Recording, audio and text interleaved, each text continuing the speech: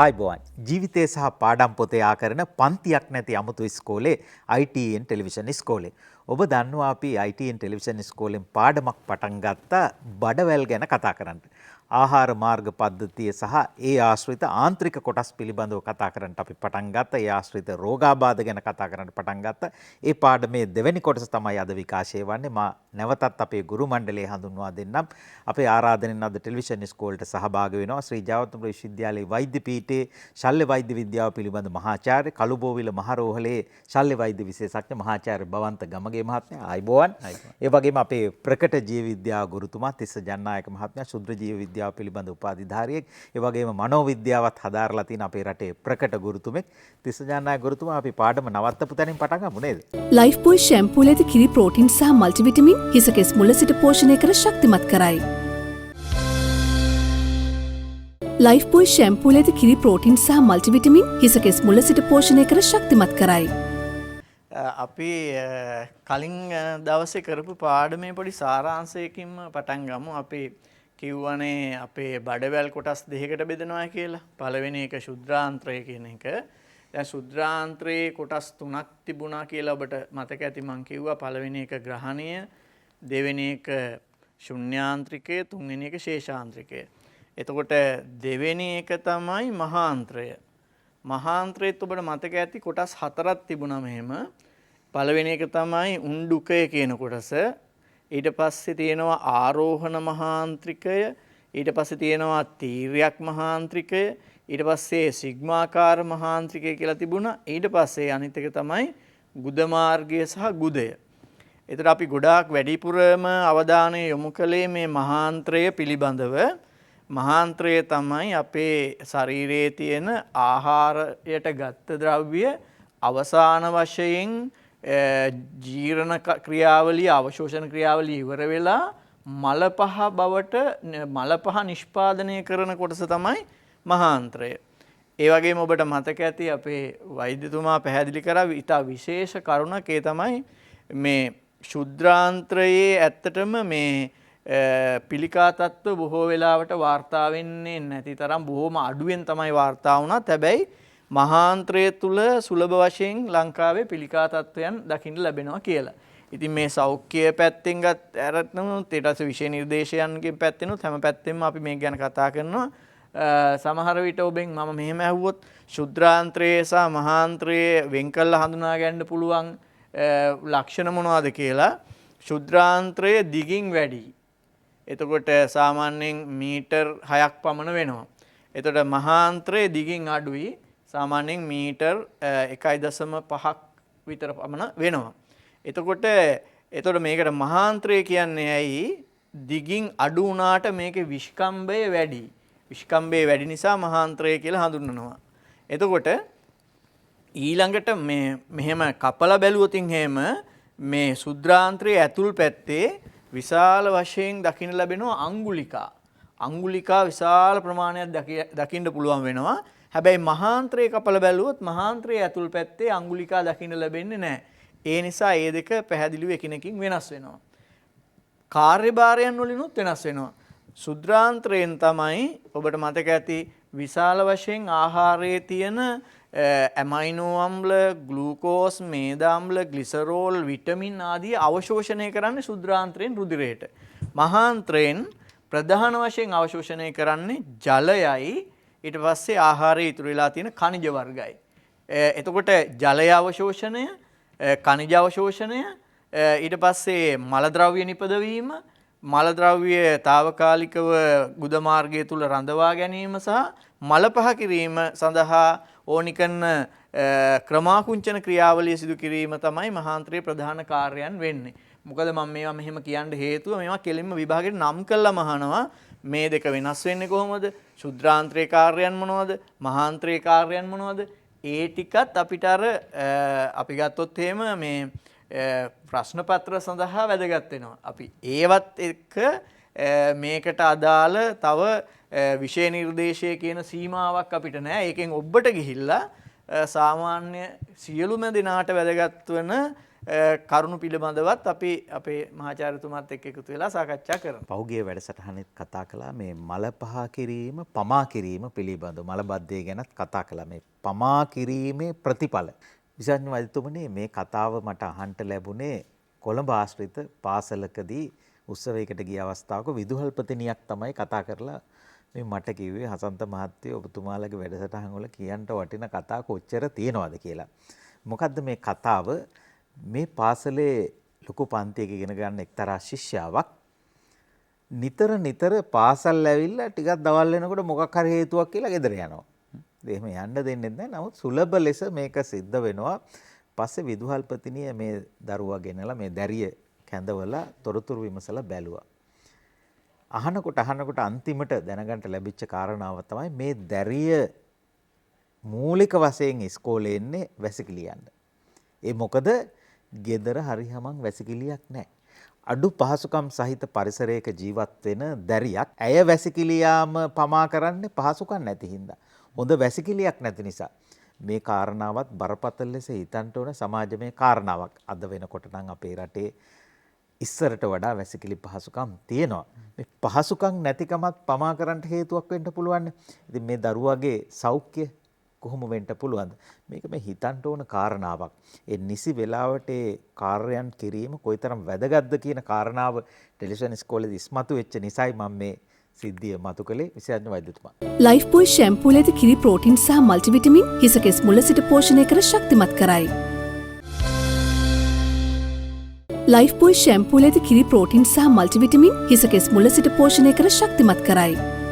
ඔය ඇත්තටම ඔබ ඉතාමත්ම වැදගත් සන්ධිස්ථානයකට මේ කතා බහ ගෙනාවේ හසන්ත. අපි ඇත්තටම රෝගීන්ට ප්‍රතිකාර කරනවා. රෝගීන්ට නොයෙකුත් අවවාද දෙනවා. නමුත් අපි කොච්චර දුරට ඒ රෝගියාගේ සමාජමය තත්ත්වය ඔහු ජීවත්වන පරිසරය ගැන අවබෝධයෙන් කටයුතු කරනවාද කියන එක ඉතා වැදගත්. ඒ අපි දෙන අවවාද රෝගියාට පිළිපදින්න පුළුවන්ද?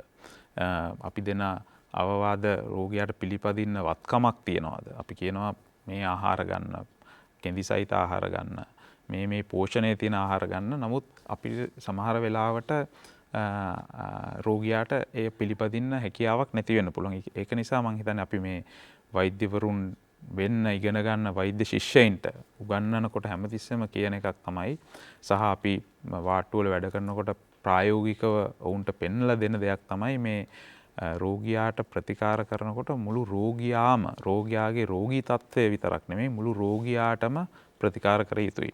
එහිදී අපි රෝගියාගේ සමාජ තත්ත්වය අඳුනා ගන්න ඕනේ.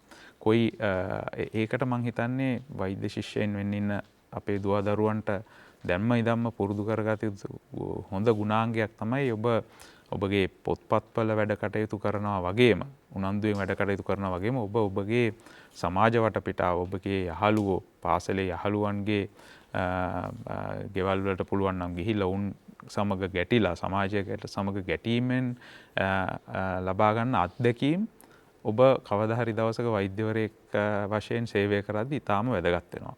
අපි කනගාටුවෙන් වුණත් කියන්න ඕනේ දැන් වෛද්‍ය විද්‍යාලයට එන වෛද්‍ය ශිෂ්‍යයින්ගේ මේ නිපුණතාවය ඉතාමත් අඩුයි. මම හිතන්නේ ඔවුන් ඉතා තරඟකාරී විභාගවලට මුහුණ දෙන්න නිසා වෙන්නත් පුළුවන්. ඔවුන්ගේ විෂය දැනුම ඉතා ඉහළයි.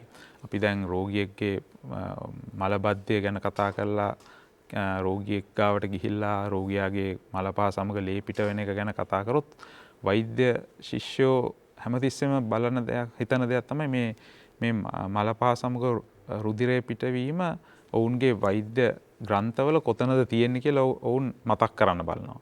මේක මොනවද ඒ සම්බන්ධව ලියලා තියෙන්නේ කියලා මතක් කරලා ඒ ආශ්‍රිතව අපිට පිළිතුරු ලබා දෙන්න උත්සාහ කරනවා මිසක් රෝගියා ගැන හිතලා මේ රෝගියාටගේ සමාජ වටපිටාව ගැන හිතලා ඒ රෝගියාගේට දිය යුතු අවවාද ගැන හිතලා අපි කියනවා ඒකට බ්‍රෝඩ්ලි ලෙඩා ගැන, කියන්නේ සම්පූර්ණ ලෙඩා ගැන හිතලා නෙමෙයි මේ ප්‍රතිකාර නියම කරන්න හදන්නේ. පුළුල්ව හිතලා නෙවෙයි. මේ පොත් ලියලා තියෙන්නේ එංගලන්තේ වෙන්න පුළුවන්. ඒ සමාජ වටපිටාවේ හරියන ප්‍රතිකාර වෙන්න පුළුවන් තියෙන්නේ.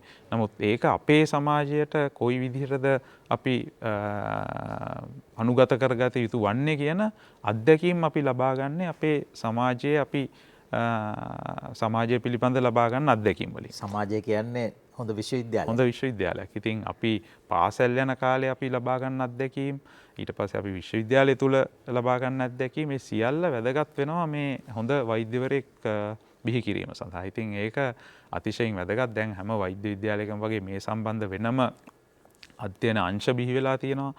ලෝකේ හැමතැනම මේ පිළිබඳ කතා බහ වෙනවා. ඉතින් මං හිතන්නේ අපි බලාපොරොත්තු වෙනවා අපේ ඉදිරියේදී බිහිවන වෛද්‍යවරු මේ සම්බන්ධව වඩාත්ම සැලකිල්ලෙන් කටයුතු කරයි කියලා. ඉතින් ඉතා හොඳ තැනකට අපි මේ සාකච්ඡාව ගෙනාවේ. මහාචාර්යතුමනි අර මා කියූ ශිෂ්‍යාව වැඩිහිටි ශිෂ්‍යාවක් ලොකු පන්තියක ඉන්න දැරියක්නේ. ඒ වැඩිවිය පත්වෙච්ච ගැහැණු දරුවෙකුට යන්ට සූසු වැසකිලියක් නොමැති නිසා තමයි පාසලට වෙන්නේ. පාසලේ ඉතින් පිරිසිදු කාන්තා පාසලක්නේ. ඉතින් ඒ පාසලේ එහෙම තියෙන නිසා. ඉතින් ඒක වෙලාවට ඒ කටයුත්ත කරන්නට බැරි වෙන හේතු ගණනාවක් තියෙනවා. සමහර මොන පහසුකම තිබ්බත් වෙලාවට කරන්න ඔය පමා කර කර එක රූපවාහිනිය බලනවා, එක පත්තරේ බලනවා, එක Facebook එකේ මුහුණු පොතේ ඒවා කර කර ඉන්නවා පමා වෙනවා වෙන්න පුළුවන්. හැබැයි සමහරව ඉන්නවා මක්කරලවත් නවත්තගෙන වෙලාවටම යන්න ඕන. මා දන්න අයත් ඉන්නවා මොන වැඩේ තිබ්බත් නවත්තලා මුත්‍රා කරන්න ඕනේ ශරීර කෘත්‍යයන් කරගන්න වෙලාවටම යා යුතුයි. ඉතින් ඒකත් එහෙම පුරුදු වෙච්ච අයත් ඉන්නවා. ඒකත් ඇත්තටම දැන් අපි අර තිස්ස ජනනායක මහත්මයා කලින් වැඩසටහනේදී කිව්වා වගේ අපි අපේ මේ මල පහ කිරීමේ පුරුද්ද අපේ ස්නායු පද්ධතිය හරහා අපේ කුඩා අවදියේ ඉඳන් වැඩිහිටියෙකු දක්වා වර්ධනය වෙනකොට ප්‍රතීකය වර්ධනය වෙන හැටි අපි සාකච්ඡා කරා. ඒ ප්‍රතීකය අපේ මොළයෙන් පාලනය කරන්න පුළුවන්. ඉතින් සමහර අය පුරුදු වෙලා ඉන්නවා වැඩිහිටියෝ උදේට වතුර එකක් බිව්වහම බොන්න ඕනේ මලපා කරන්න.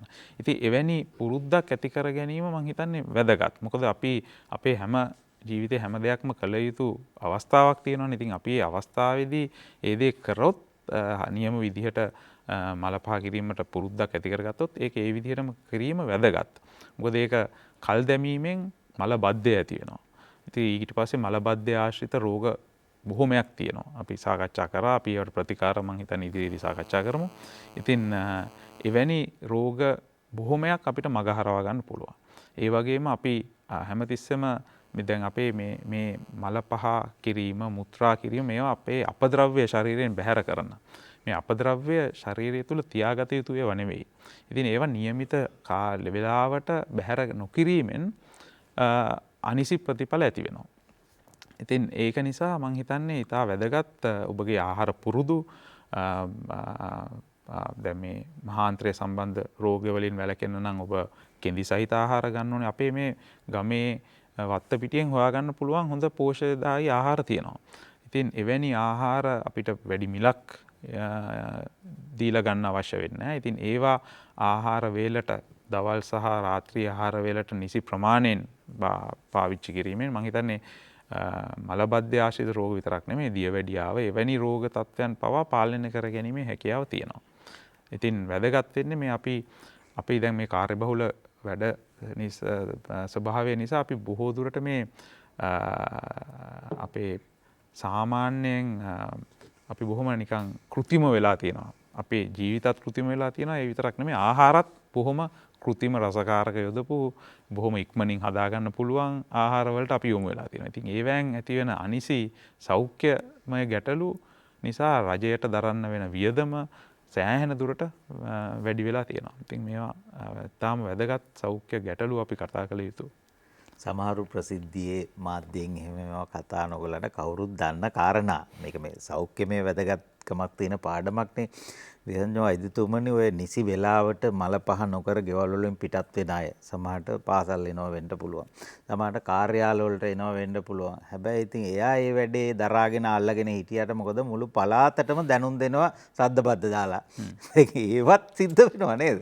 ඒවත් සිද්ධ වෙනවා. මොකද දැන් මේ අපි කලින් වැඩසටහනේ කිව්වා මේ මල පහවල 80%ක් විතර තියෙන්නේ මේ බැක්ටීරියා. එතකොට ඉතුරු ටික තමයි මේ අපේ ශරීරයෙන් පිටවෙන අපද්‍රව්‍ය. ඉතින් මේ බැක්ටීරියා අපද්‍රව්‍ය දැන් හිතන්නකෝ අපි වතුර ගලාගෙන යන කානුවක් ගත්තොත් ඔය ක්ලානුව බ්ලොක් වුණාම මොකද වෙන්නේ? අවහිර වුණාම. ඉතින් ඒ ක්ලානුව අවහිර වුණාම මේකේ තියෙන බැක්ටීරියා වර්ධනය වෙලා මේක පල් වෙනවා. ඉතින් එතකොට වටපිටාවට ඇති වෙන දුගඳ ගැන අමුතුවෙන් කියන්න ඕනේ නැහැනේ. ඉතින් ඒ ක්‍රියාවලියම ශරීරය තුලත් සිද්ධ වෙනවා. අපි මේක નિયમિત වෙලාවට පිට නොකරොත් එය ශරීරය තුල බැක්ටීරියා තවදුරටත් වර්ධනය වෙලා මේ මීතේන් වායුව වැඩිපුර නිපද වෙලා ඉතින් ඔහුටත් ඉතා අපහසුතාවයක් එනවා. ඉතින් අර අපි කිව්වා ඉච්ඡානුග අනිච්ඡානුග මාංශපේශි වලින් මේක පුළුවන් තරම් තද කරගෙන ඉන්නවා ඉච්ඡානුග මාංශපේශි වලින්. නමුත් එක අවස්ථාවකදී මේ පොඩ්ඩක් හරි මේක පුරුලක් දැනිච්ච අවස්ථාවක අර වාතය ටික හරි පිට වෙනවා. එතකොට ඉතින් වටපිටාවේ ඔක්කොම දැනගන්නවා මේ හරි નિયમિત වෙලාවට ඒ ක්‍රියාව නොකර පැමිණෙන තියෙන කෙනෙක් කියලා. රෝගාබාධ නිසාත් වෙන්න පුළුවන් විශේෂඥතුන් මේක සුලභ ලෙස සමහරුන්ට පාලනය කරකට බැරි තරම් සිද්ධ වෙනවා. ඔව් රෝගාබාධවලදී නිසා වෙන්න පුළුවන් මේ මාංශ පේශිය මම අර කලින් රූපරාමුවක පෙන්වුවා වගේ අපි නැවතත් ඒ රූපරාමුවට යොමු වුණොත් මේකේ තියෙන මේ මාංශ පේශි වල සමහර වෙලාවට මේ අපි කලින් කිව්වා මේ ඇතුළතින් තියෙන මාංශ පේශි අපි කියන ස්මූත් මසල්ස් කියලා. මේක අපේ මොලේන් පාලනය කරන්න බෑ මේ මාංශ පේශි වල සංකෝචනය. නමුත් මේ එළියෙන් තියෙන මාංශ පේශි අපිට මොලේන් පාලනය කරන්න පුළුවන්. ඉතින් මේ මාංශ පේශි වල දුර්වලතාවයක් සමහර වෙලාවට ඇතිවෙන්න පුළුවන් සමහර රෝගීන්ගේ රෝගී තත්ත්වයන් නිසා. එවැනි රෝගීන්ට මෙම මල පහ කිරීම පාලනය කරගන්න පුළුවන් වුණත් සමහර වෙලාවට මේ වාතය පිටවීම පාලනය කිරීම අපහසු වෙන්න පුළුවන්. එම මාංශ පේශි වල දුර්වලතාවය නිසා. එවැනි අවස්ථාවල නොදැනී වාතය පිට වෙන අවස්ථා දකින්නට පුළුවන් අපි. සමහර ආහාර වර්ගත් බලපානවද? ඔව්. සමහර ආහාර වර්ගවල ජීර්ණය වුණාම එහි ඇතිවන අවශේෂ මේ බැක්ටීරියා වර්ධනය එම අවශේෂවල බැක්ටීරියා ක්‍රියාකාරීත්වයෙන් මේ ගෑස් එක මීතේන් වගේ මේ වායු වැඩිපුර හැදෙන්න ගන්නවා. එතකොට අපි දන්නවා අපිට බඩ සමහර ආහාර ගත්තාම වැඩිපුර බඩ පුරවලා දානවා, වාතය වැඩිපුර හැදෙනවා වගේ දැනෙනවා බඩේ. එවැනි අවස්ථාවලදීත් මෙවැනි ආකාරයෙන් වාතය වැඩිපුර පිටවීම සිද්ධ වන්නට පුළුවන්. සමහරු කියනවා කොස් කාපුවාම එම වැඩිපුර වෙනවා ඒවම කියලා. ඔව් ඒක පුද්ගලයාගෙන් පුද්ගලයාට වෙනස් වෙනවා. අසන්ත මොකද හැම පුද්ගලයාටම නෙවෙයි. දැන් අපි දන්නවා සමහර පුද්ගලයන්ට විශේෂ සමහර ආහාර ගත්තාම මල බද්ධය ඇති වෙනවා. උදාහරණයක් සමහර අය කියනවා මට කෝපි කෑවොත් කෝපි බිව්වොත් මල බද්ධය ඇති වෙනවා. සමහර අයට චොක්ලට් ආහාර ගත්තොත් මල බද්ධය ඇති වෙනවා. ඒ වගේම තමයි සමහර ආහාර සමහර පුද්ගලයන්ට ගත්තාම උන්ට මෙවැනි වාතය වැඩිපුර නිපදවීමේ එකට ලක් වෙන්න පුළුවන්.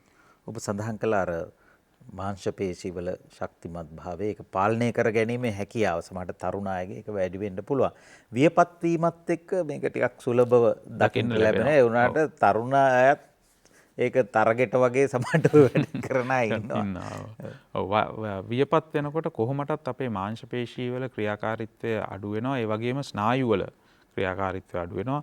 සහ වියපත් වෙනකොට අපි විවිධ බෙහෙත් වර්ග පාවිච්චි කරනවා. ඒවැ එවැනි බෙහෙත් වර්ගවල බලපෑමකට ලක් වෙනවා. ඉතින් ඔය එවැනි අවස්ථාවලදී මේ ක්‍රියාකාරීත්වයේ අසාමාන්‍යතා දකින්නට පුළුවන්.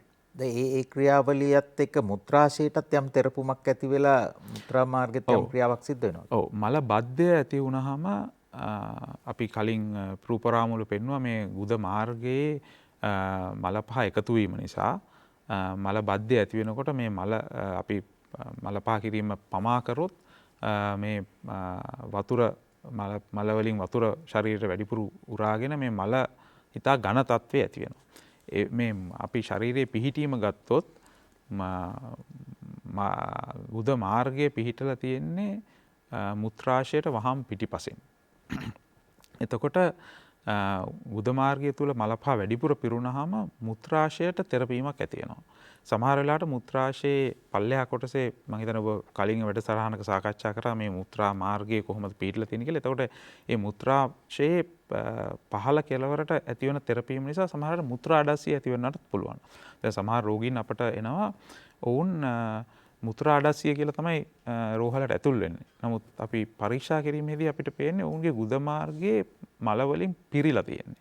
සමහරලාට අපි ඇහුවාම විස්තරේ සමහරලා සතියකින් දෙකකින් මල පහ කරලා නැහැ. එහි ඇති වෙන තෙරපුම නිසා මුත්‍රා අඩස්සියට ලක් වෙලා තියෙනවා. ඉතින් මෙවැනි තත්ත්වයන් ඇති වෙන්නට පුළුවන්. ඔබ සඳහන් කළ අර බැක්ටීරියා ක්‍රියාකාරීත්වය සහ අධික දුර්ගන්ධය ගැන මේකේ විද්‍යාත්මක පදනම මම හිතනවා වැඩි දෙනෙක් දන්නේ නැහැ. මේවා ප්‍රසිද්ධියේ කතා නොකරන කාරණා නිසා මේක ඔබ සුසුකම් සහිත විශේෂඥ වෛද්‍යවරයෙක් හැටියට අපේ දරුවන්ට වැඩිහිටියන්ට දැනගන්න එක පැහැදිලි කරන එක වටිනවා. ඔව්. දැන් මේ අපේ ආන්ත්‍රය ගත්තොත් කුඩා ආන්ත්‍රය සහ මහාන්ත්‍රය ගත්තොත් මහාන්ත්‍රයේ තමයි මේ බැක්ටීරියා තියෙන්නේ. කුඩා ආන්ත්‍රයේ බැක්ටීරියා නැහැ. ඒතකොට මේ මහාන්ත්‍රයේ තියෙන බැක්ටීරියා පිළිබඳ අපි අධ්‍යයනය කරලා තියෙනවා. ලෝකේ හැමතැනම අධ්‍යයනය කරලා තියෙනවා. අපි වැඩිපුරම හොයාගෙන තියෙන එකක් තමයි මේ මහාන්ත්‍රය තුල තියෙන බැක්ටීරියා අතිශයින් වැදගත් අපේ සෞඛ්‍ය පවත්වාගෙන යන්න. සමහර බැක්ටීරියා තියෙනවා පිළිකා ඇති කිරීම සඳහා උදව් වෙනවා. දැන් ඇමරිකා එක්සත් ජනපදයේ පරීක්ෂණයක් කරලා තියෙනවා. ඔවුන් පරීක්ෂණ කරලා තියෙනවා ඔවුන්ගේ රටේ පුරවැසියන්ගේ සුදු ජාතිකයන්ගේ මල පහවල ඇති බැක්ටීරියා ප්‍රමාණය කොයි වර්ගයේ බැක්ටීරියාද ඉන්නේ. ඒකම උන් පරීක්ෂාවට ලක් කරලා තියෙනවා ඇමරිකාවේ ජීවත් වෙන කළු ජාතිකයන්ගේ උන් ජානමය වශයෙන් වෙනස් ඔවුන්ගේ මල පහවල කොයි ආකාරයේ බැක්ටීරියාද තියෙන්නේ කියලා. ඊගාවට උන් පරීක්ෂා කරලා තියෙනවා අප්‍රිකාවේ ජීවත් වෙන කළු ජාතිකයන්ගේ මල පහවල තියෙන බැක්ටීරියාවල සංයුතිය.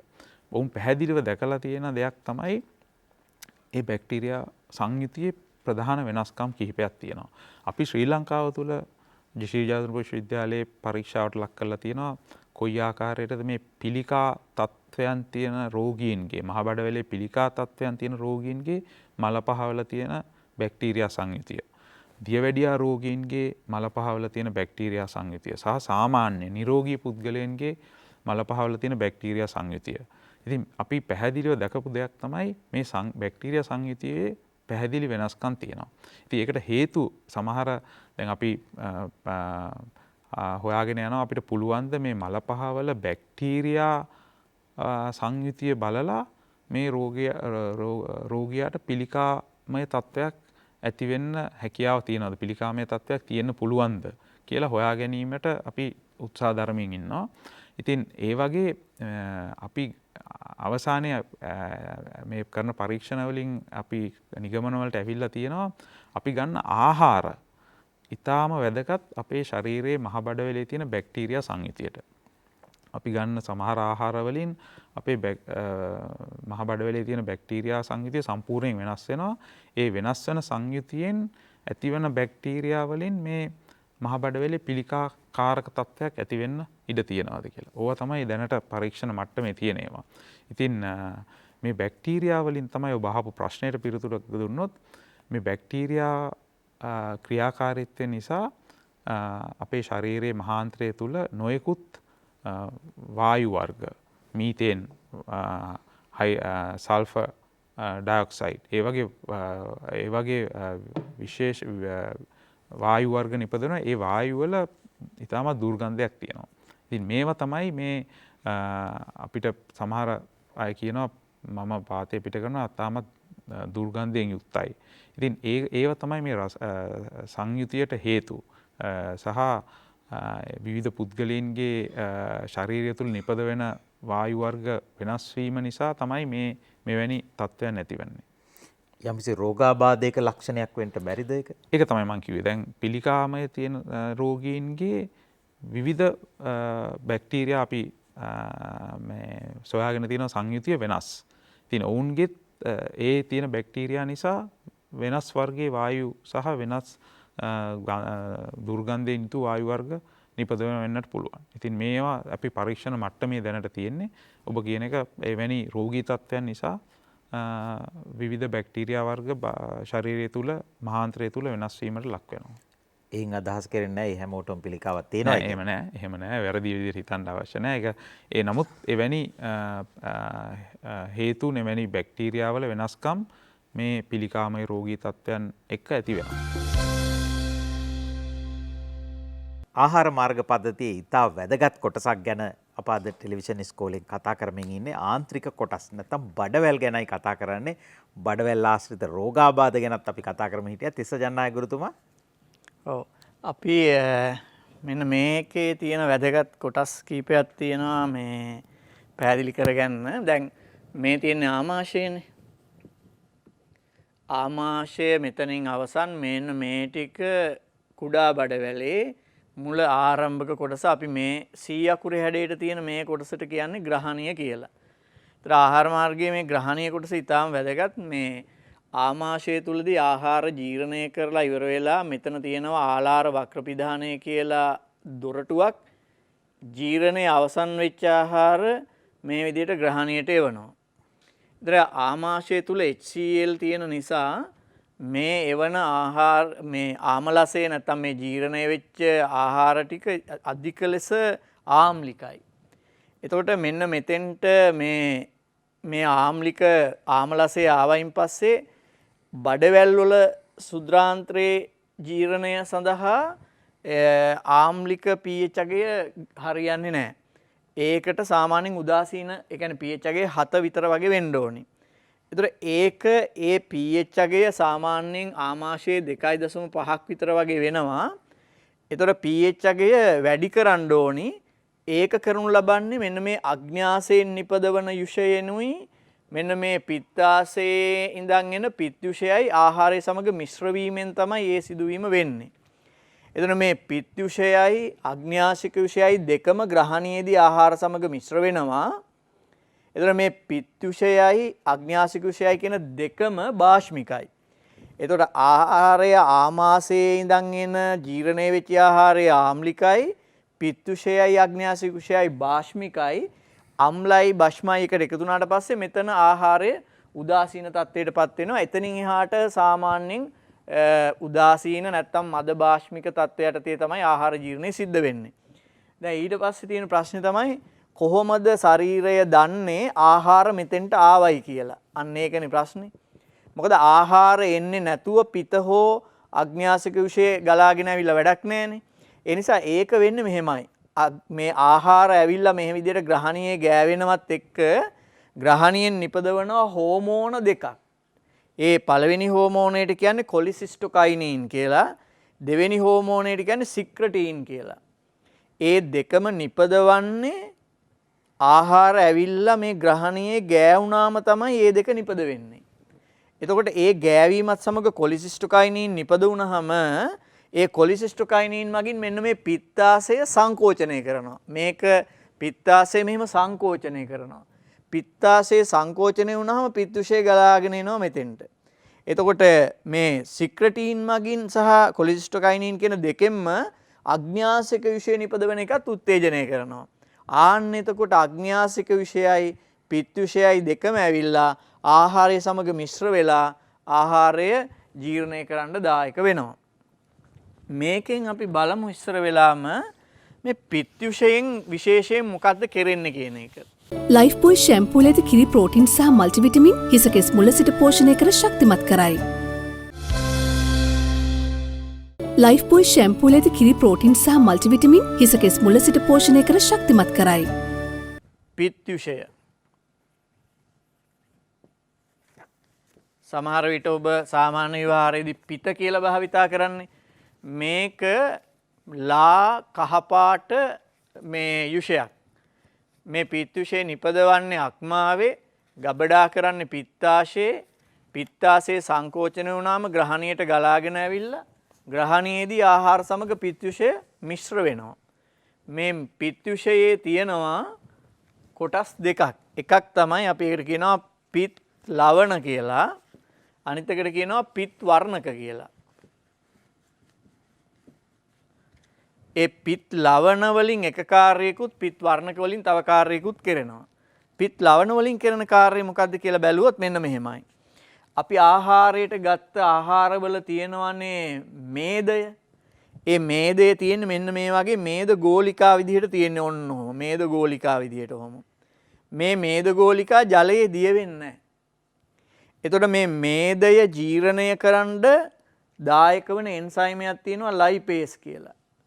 එතකොට මේ ලයිපේස් මගින් මේදේ ජීර්ණය කරන්න නම් මේදගෝලිකාව වතුරේ දිය වෙන්න ඕනේ. එතකොට මේදගෝලිකාව වතුරේ දිය වෙන්නේ නැති නිසා මේ පිත්ලවණ වලින් කරන්නේ මෙන්න මේකයි. පිත්ලවණ කියන එක ඇවිත් මේ මේදගෝලිකාව වටේට මෙහෙම තැම්පත් වෙනවා මෙන්න මේ විදිහට. මේ විදිහට මේ ඒ පිත්ලවණ තමයි මම මේ පෙන්නන්නේ කොළ පාටින් මේදගෝලිකාව වටේට තැම්පත් වෙනවා මේ විදිහට මෙහෙම. මේ තියෙන්නේ. එතකොට මේ පිත්ලවණ තමයි මේ කොළ පාටින් තැම්පත් වෙලා තියෙන්නේ. කළු පාටින් මම මේ ඇඳේ මේදගෝලිකාව. මේදගෝලිකාව වටා මේ පිත්ලවණ තැම්පත් වුණායින් පස්සේ මේදගෝලිකාව පිත්ලවණ වලින් ආවරණය වුණායින් පස්සේ ඒක වතුරේ දිය වෙන තත්ත්වයටපත් වෙනවා. මොකද පිත්ලවණ වතුරේ දිය වෙනවා. එතකොට පිත්ලවණ වලින් මේදගෝලිකාව කෝටින් එහෙම නැත්නම් ආවරණය කරනවා. එතකොට මේදගෝලිකාව වතුරේ දිය වෙන තත්ත්වයටපත් වෙනවා. ඕකට කියනවා ලස්සන වචනයක්. ඒකට කියනවා මේ මේදය තෛලෝදකරණය.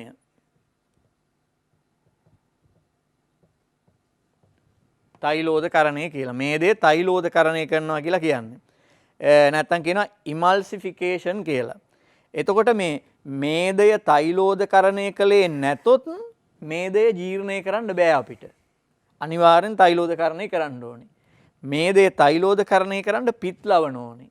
පිත්ලවණ ලැබෙන්න පිත තියෙන්න ඕනේ පිත්විෂය. පිත්විෂය ගලාගෙන එන්න ඕනේ ග්‍රහණයට.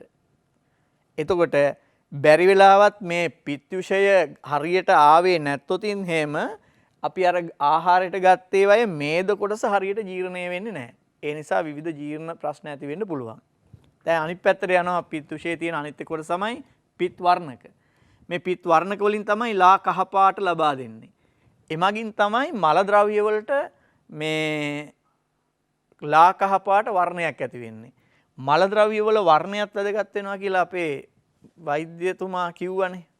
මේ මල ද්‍රව්‍ය වල වර්ණයත් රෝග විනිශ්චයේදී වැදගත් වෙනවා කියලා. එහෙනම් නිරෝගී කෙනෙක්ගේ මල ද්‍රව්‍ය ලා කහ පාටින් යුක්තයි.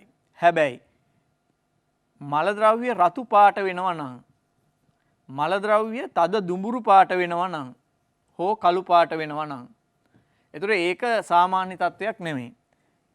අපේ වෛද්‍යාචාර්යතුමා ඊටා පැහැදිලිව පැහැදිලි කරා අර මහාන්ත්‍රයේ ගුද මාර්ගයට ආසන්න කොටසේ ඒ කියන්නේ දකුණු පස කොටසේ අන්තිම කොටසේ තුවාලයක් වෙලා තියෙනවා නම් මල ද්‍රව්‍ය රතු පාට වෙන්න පුළුවන් රුධිරය එකතු වීම නිසා.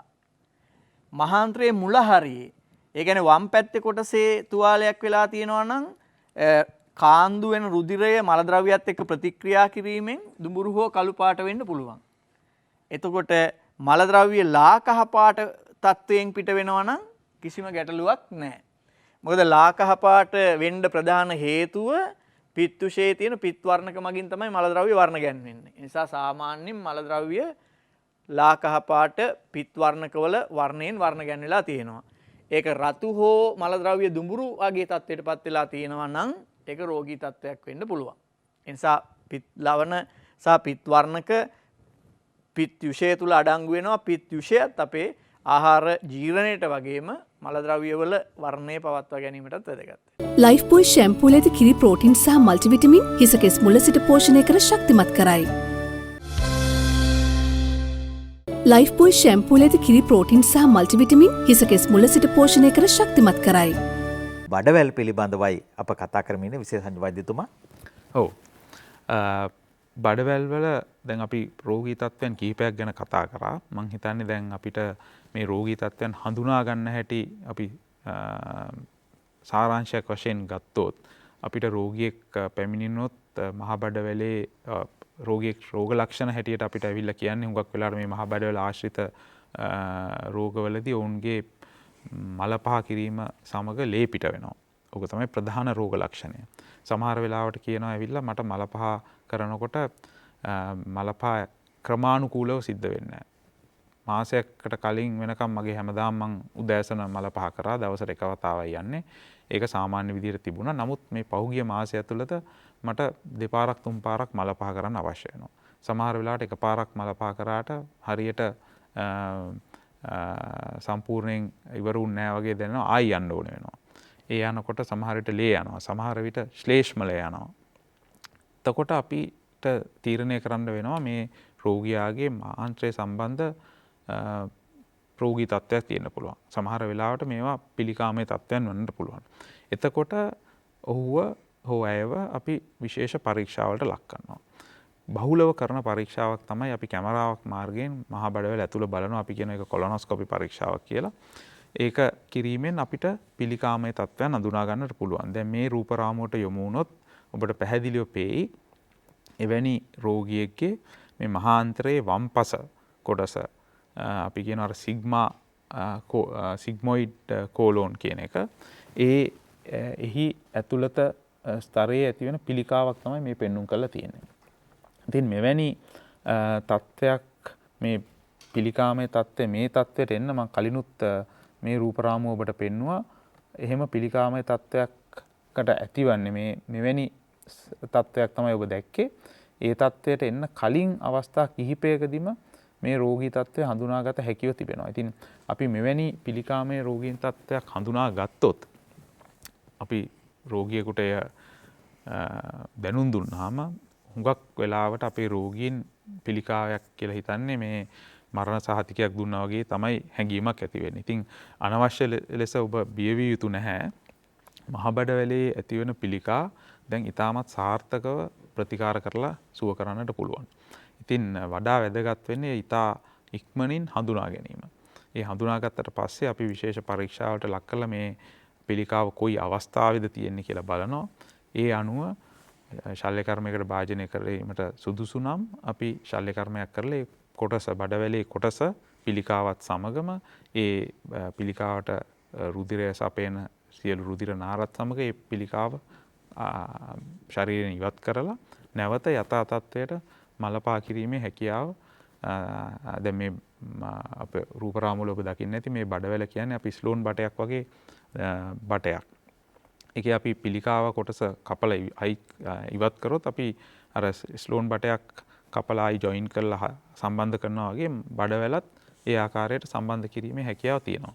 ඉතින් එසේ සම්බන්ධ කරලා ඊට පස්සේ රෝගියා යථා තත්ත්වයටපත් වෙනවා. ඊට පස්සේ පිළිකාවක් බව තහවුරු වුණාට පස්සේ එම රෝගීන් ක්‍රමානුකූලව අපි නැවත ගෙන්නලා කීප වතාවක් පරීක්ෂා කරනවා. සාමාන්‍යයෙන් අවුරුදු 5ක් විතර යනකම් මේ ප්‍රතිකාරයෙන් පස්සේ ඒ රෝගියාව පරීක්ෂාවට ලක් කරනවා. විවිධ පරීක්ෂා කරනවා. අපි කැමරා පරීක්ෂණයක් කරනවා, ලේ පරීක්ෂණ කරනවා, මාස 6න් 6ට එහෙම නැත්නම් අවුරුද්දෙන් අවුරුද්දට CT ස්කෑන් පරීක්ෂණ කරලා මේ පිළිකාව කොහේ හෝ තැනක නැවත මතුවෙනවාද කියලා පරීක්ෂාවකට ලක් කරනවා. ඉතින් ඒ ආකාරයෙන් පරීක්ෂා කළා දැන් හුඟක් මහා බඩවැලේ පිළිකා 100%ක්ම සුව කිරීමේ හැකියාව තියෙනවා. අනික වැදගත් දේ තමයි හසන්ත අපේ රෝගීන් ශල්‍ය කර්ම වලට බයයි. ශල්‍ය කර්මයක් කිව්වොත් ඔවුන් හිතන්නේ ලොකු කැපුමක් දාලා මේක කරන්නේ බඩේ ඉහළින් ඉඳන් පහළට කැපුමක් ඇති වෙනවා, වේදනාවක් ඇති වෙනවා. ඉතින් මෙවැනි අනිසි බිය කියලා මම හඳුන්වන්නේ මේවා දැන්. මොකද හේතුව දැන් නවීන තාක්ෂණයේ දියුණුවත් සමගම අපිට හැකියාව ලැබිලා තියෙනවා මේ මහ බඩවැලේ සියලුම පිළිකා වර්ග වලට මේ කැමරා මගින් ප්‍රතිකාර කරන්න. අපි කියනවා key hole operations කියලා. ඒවට අපි එහෙම නැත්නම් කියනවා ලැපරොස්කෝපික් මාර්ගයෙන් ඔබේ රෝගීන්ගේ උදරයේ කැපුම ඇතිවන්නේ සමහර වෙලාවට මිලිමීටර් 10 කැපුම් දෙකක් සහ මිලිමීටර් 5 කැපුම් 3ක් හෝ 4ක් තමයි ඇතිවන්නේ. ඉතින් ඔවුන්ගේ ශල්‍ය කර්මයෙන් පසුව ඇතිවන වේදනාමය තත්ත්වයන් අවම කරන්න පුළුවන්. ඒකට විශේෂ බෙහෙත් තියෙනවා සහ කැපුම තුවාලයේ ස්වභාවය අඩු වෙනකොට ප්‍රමාණය අඩු වෙනකොට ඇතිවන වේදනාව අඩුයි. ඉතින් අපි දැන් මෙවැනි ශල්‍ය කර්මයකට භාජනය කරාට පස්සේ රෝගියාව හුඟක් වෙලාවට පළවෙනි දවසේ එහෙම නැත්නම් දෙවෙනි දවසේම ඔහුට සාමාන්‍ය ආහාර ලබා දෙනවා. ඔහුම ඇඳෙන් බස්සලා දෙවෙනි දවස් තුන්වෙනි දවස් වෙනකොට සාමාන්‍ය ඇවිද්දවනවා වාට්ටුවේ. සාමාන්‍යයෙන් දවස් 5ක් 6ක් වෙනකොට රෝගියා නැවත ගෙදර යැවීමේ හැකියාව තියෙනවා. ඉතින් ඒක නිසා අනවශ්‍ය බියක් ඇති කරගත යුතු නෑ. මේ සියලු පිළිකාමය තත්ත්වයන් වලට දැන් නවීන ප්‍රතිකාර ක්‍රම ශ්‍රී ලංකාව තුළ තියෙනවා. මේ බඩවැල් කියන මේ ආන්ත්‍රික කොටස් එළියට අරගෙන ප්‍රතිකාර කරන සැත්කම් කරන අවස්ථාවක් තියෙනවද විසන්ද? ඔව්. දැන් අපි කලින් මම නැවත රූප රාමුවකට යොමු වෙන්නම්. අපි මහ බඩවැලේ මේ මම කලින් කිව්වා පිළිකා ඇතිවන ස්ථාන ගැන අපි කතා කරා. දැන් මේ තියෙන්නේ මහ බඩවැලේ රූපයක්.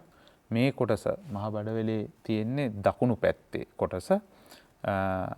මෙම කොටස තියෙන්නේ වම් පැත්තේ. ඉතින් මහ බඩවැලේ ඇතිවන පිළිකා වලින් 70%ක් විතර ඇතිවන්නේ මේ වම් පැත්තේ. එයිනොත් 25%ක් විතර ඇතිවන්නේ මේ ගුද මාර්ගය කියන රෙක්ටම් එක කියන කොටසේ. එතකොට මේ රෙක්ටම් එකේ පල්ලෙහාට වන්නට අපි කලින් පෙන්නුවා මේ අපේ මල පහ කිරීමේ පේශි පාලනය කිරීමේ පේශි තියෙනවා. මෙම රූප රාමුවේ නැවත මම පෙන්වන්නම්.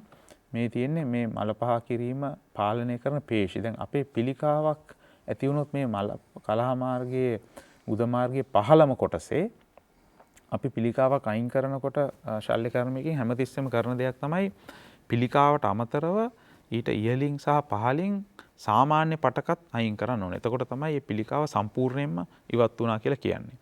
ඉතින් මේ ගුද මාර්ගයේ පහළම කොටසේ තියෙන පිළිකා අපි ඉවත් කරද්දී සාමාන්‍ය පටක අයින් කරනකොට මේ මලපහ කිරීම පාලනය කරන මාංශ පේශිත් අපිට අයින් කරන්න වුණොත් අපේ පරමාර්ථය වෙන්නේ රෝගියාට 100%ක් සුවය ලබා ගැනීමනේ. එතකොට අපි කරන්නේ පුළුවන් තරම් පිළිකාව සමග සාමාන්‍ය පටකත් අයින් කරනවා. මොකද එතකොට ඒ පිළිකාව නැවත එතන ඇතිවීමේ සම්භාවිතාව අවමයි. එහෙම අයින් කිරීමේ ක්‍රියාවලියේදී අපිට මේ මාංශ පේශිත් අයින් කරන්න වුණොත් එවිට රෝගියාට සාමාන්‍ය විදියට මලපහ කිරීමේ හැකියාව ලැබෙන්නේ නැහැ. එවැනි අවස්ථාවලදී අපිට සිද්ධ වෙනවා රෝගියාට පිටත බඩවැලේ කොටසක් පිටතට අරගෙන එතනින් මලපහ කිරීමට සැලැස්වීමට.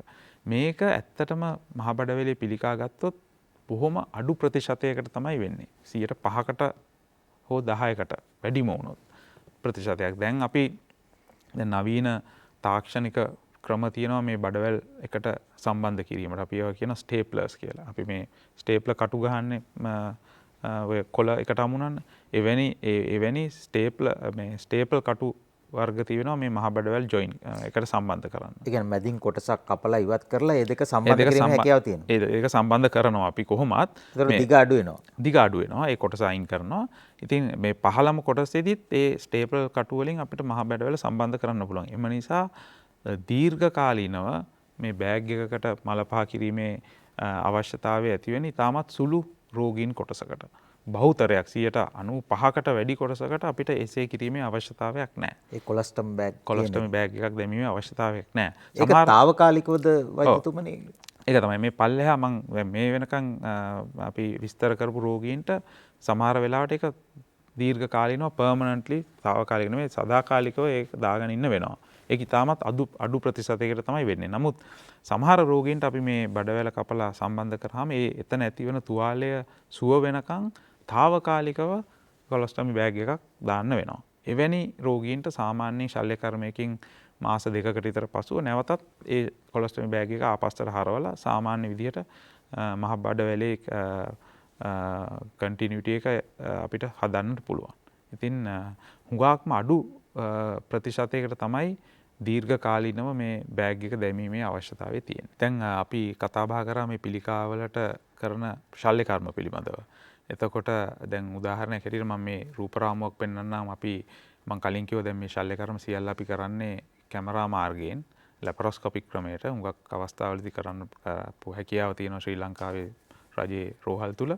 දැන් මේ රූප රාමුවට යොමු වුණොත් මෙහි පෙන්눔 කරලා තියෙන්නේ අපි මේ සිග්මොයිඩ් කෝලෝන් එහෙම නැත්නම් සිග්මාකාර මහාන්තරයේ ඇතිවන පිළිකාවකට මේ ශල්‍ය කර්මයකින් කරන ශල්‍ය කර්මයක් තමයි මෙහිදී පෙන්눔 කරන්නේ. මේ අපි භාවිතා කරන්නේ මේ උපකරණය මිලිමීටර් 5ක විස්කම්භයෙන් යුත් උපකරණයක්. ඔබට මේ විශාලනේ වෙච්ච රූප රාමුවක් පේන්නේ. ඉතින් මේ පේන්නේ මේ සිග්මොයිඩ් කෝලෝන් කියන එක. මේකේ මේ පිළිකාමය තත්ත්වය ඉවත් කරන උපකරණ මේක මිලිමීටර් 5යි විස්කම්භය. ඉතින් මෙවැනි උපකරණ තුනක් අපි ශරීරය තුලට ඇතුල් කරනවා මිලිමීටර් 5ක විස්කම්භයෙන් යුත්.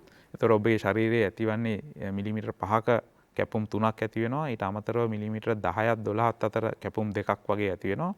ඒ ආකාරයෙන් මේ පේන්නේ පිළිකාවට සම්බන්ධ වටපිටාවේ තියෙන පටක කපා ඉවත් කරන එක. ඉතින් මේවා තියෙන විශේෂත්වය තමයි හසන්ත මේ දැන් නවීන තාක්ෂණයෙන් අපි මේ කරන ශල්‍ය කර්ම වලදී ඔබට පේනවා ලේ ගැලීමක් ඇතිවන්නේම නැහැ. ඉතින් බොහොම අවම ලේ දැන් අපි සාමාන්‍ය විදිහට මේ ශල්‍ය කර්මය කරා නම් උදරේ විවෘත කරලා සමහර විට ලීටරයක් මිලිලීටර 750ක් වගේ රුධිරය ගැලීමක් සිද්ධ වෙනවා. නමුත් මෙහිදී අපි ශල්‍ය කර්මය සම්පූර්ණයෙන් කරලා ඉවරනකොට සමහර විට මිලිලීටර 100ක්වත් රුධිරය ගැලීමක් සිද්ධ වෙන්නේ නැහැ. ඉතින් මේ පේන්නේ මේ පිළිකාවට සම්බන්ධ ප්‍රධාන ලේ නහරය. අපි මේක කෙලින්ම මහා ධමනියෙන් මහා බඩවැලට එන ලේ නහරයක්. ඒ ලේ නහරය සම්පූර්ණයෙන්ම වෙන් කරලා පිළිකාවට ශරීරයෙන් තියෙන සම්බන්ධතාවය ඉවත් කරනවා. මේකෙන් පස්සේ පිළිකා සෛල ශරීරයේ ලේ වලට එකතු වීමේ හැකියාව අවම කරනවා. මේක තමයි මූල්ම ස්ටෙප් එක හැටියට හඳුන්වන්නේ මේ පිළිකාව ඉවත් කිරීමේ. සමහරට වැඩිපුර කපනවා ඇති නේද? මාජින් එක තියෙනවා. මාජින් එක හුඟක් පිළිකාවට අඩුම වශයෙන් සෙන්ටිමීටර් 5ක්වත් මාජින් එකක් අපි තියෙනවා. මේ තියෙන්නේ විශේෂ ක්ලිප් වර්ගයක් භාවිතා කරලා අපි ලේ නහරය අවහිර කරලා ලේ නහරේ සහ පිළිකා තියෙන කොටස කපා ඉවත් කරනවා. දැන් මේ තියෙන්නේ මේ මුත්‍ර වාහිනිය. මේක ඉතාමත් සියුම් එකක්. අපිට මේ ලැපරොස්කෝපි මාර්ගයෙන් කරනකොට තියෙන වාසිය තමයි මේවා හොඳට පැහැදිලිව පේනවා. දැන් මේ තියෙන කපා ඉවත් කරපු පිළිකාවේ බඩවැල අර මං කිව්වේ ස්ලෝන් බටයක් සම්බන්ධ කරනවා වගේ මේ සාමාන්‍ය කොටස අපි දැන් පිළිකාව කපා ඉවත් කරලා තියෙන්නේ. මේ අර මං කිව්ව ස්ටේප්ලර් එක. අපි මේ ගුද මාර්ගයෙන් ඇතුල් කරපු ස්ටේප්ලර් එක ශරීරය තුරට ගෙනල්ලා බඩවැලේ ඉතුරු කොටසට, ඒ කියන්නේ දැන් කොන් දෙකක් තියෙනවානේ. මේ එක කොනක් ඉතුරු කොනට අපි මේ සම්බන්ධ කරනවා. මේ තියෙන අනික් කොන දැන් මේ අතරමැද තිබු පිළිකාව සහ ලේ නහර අපි කපා ඉවත් කරලා තියෙන්නේ.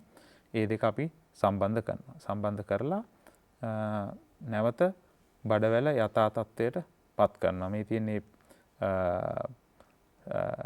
ජොයින්ට් එක හදන ආකාරය. ඒ හැදුවට පස්සේ අපි දන්නවා දැන් ස්ලෝන් බටයක් සම්බන්ධ කරොත් වතුර ලීක් වෙන්න පුළුවන්. ඒ වගේම තමයි මේ මහා බඩවැල මෙතෙන්දී අපි සම්බන්ධ කරන එකෙන් සමහර විට තුවාලේ හරියට හොඳ වුණ නැත්නම් මල පහ බඩ ඇතුළට ලීක් වෙන්න පුළුවන්.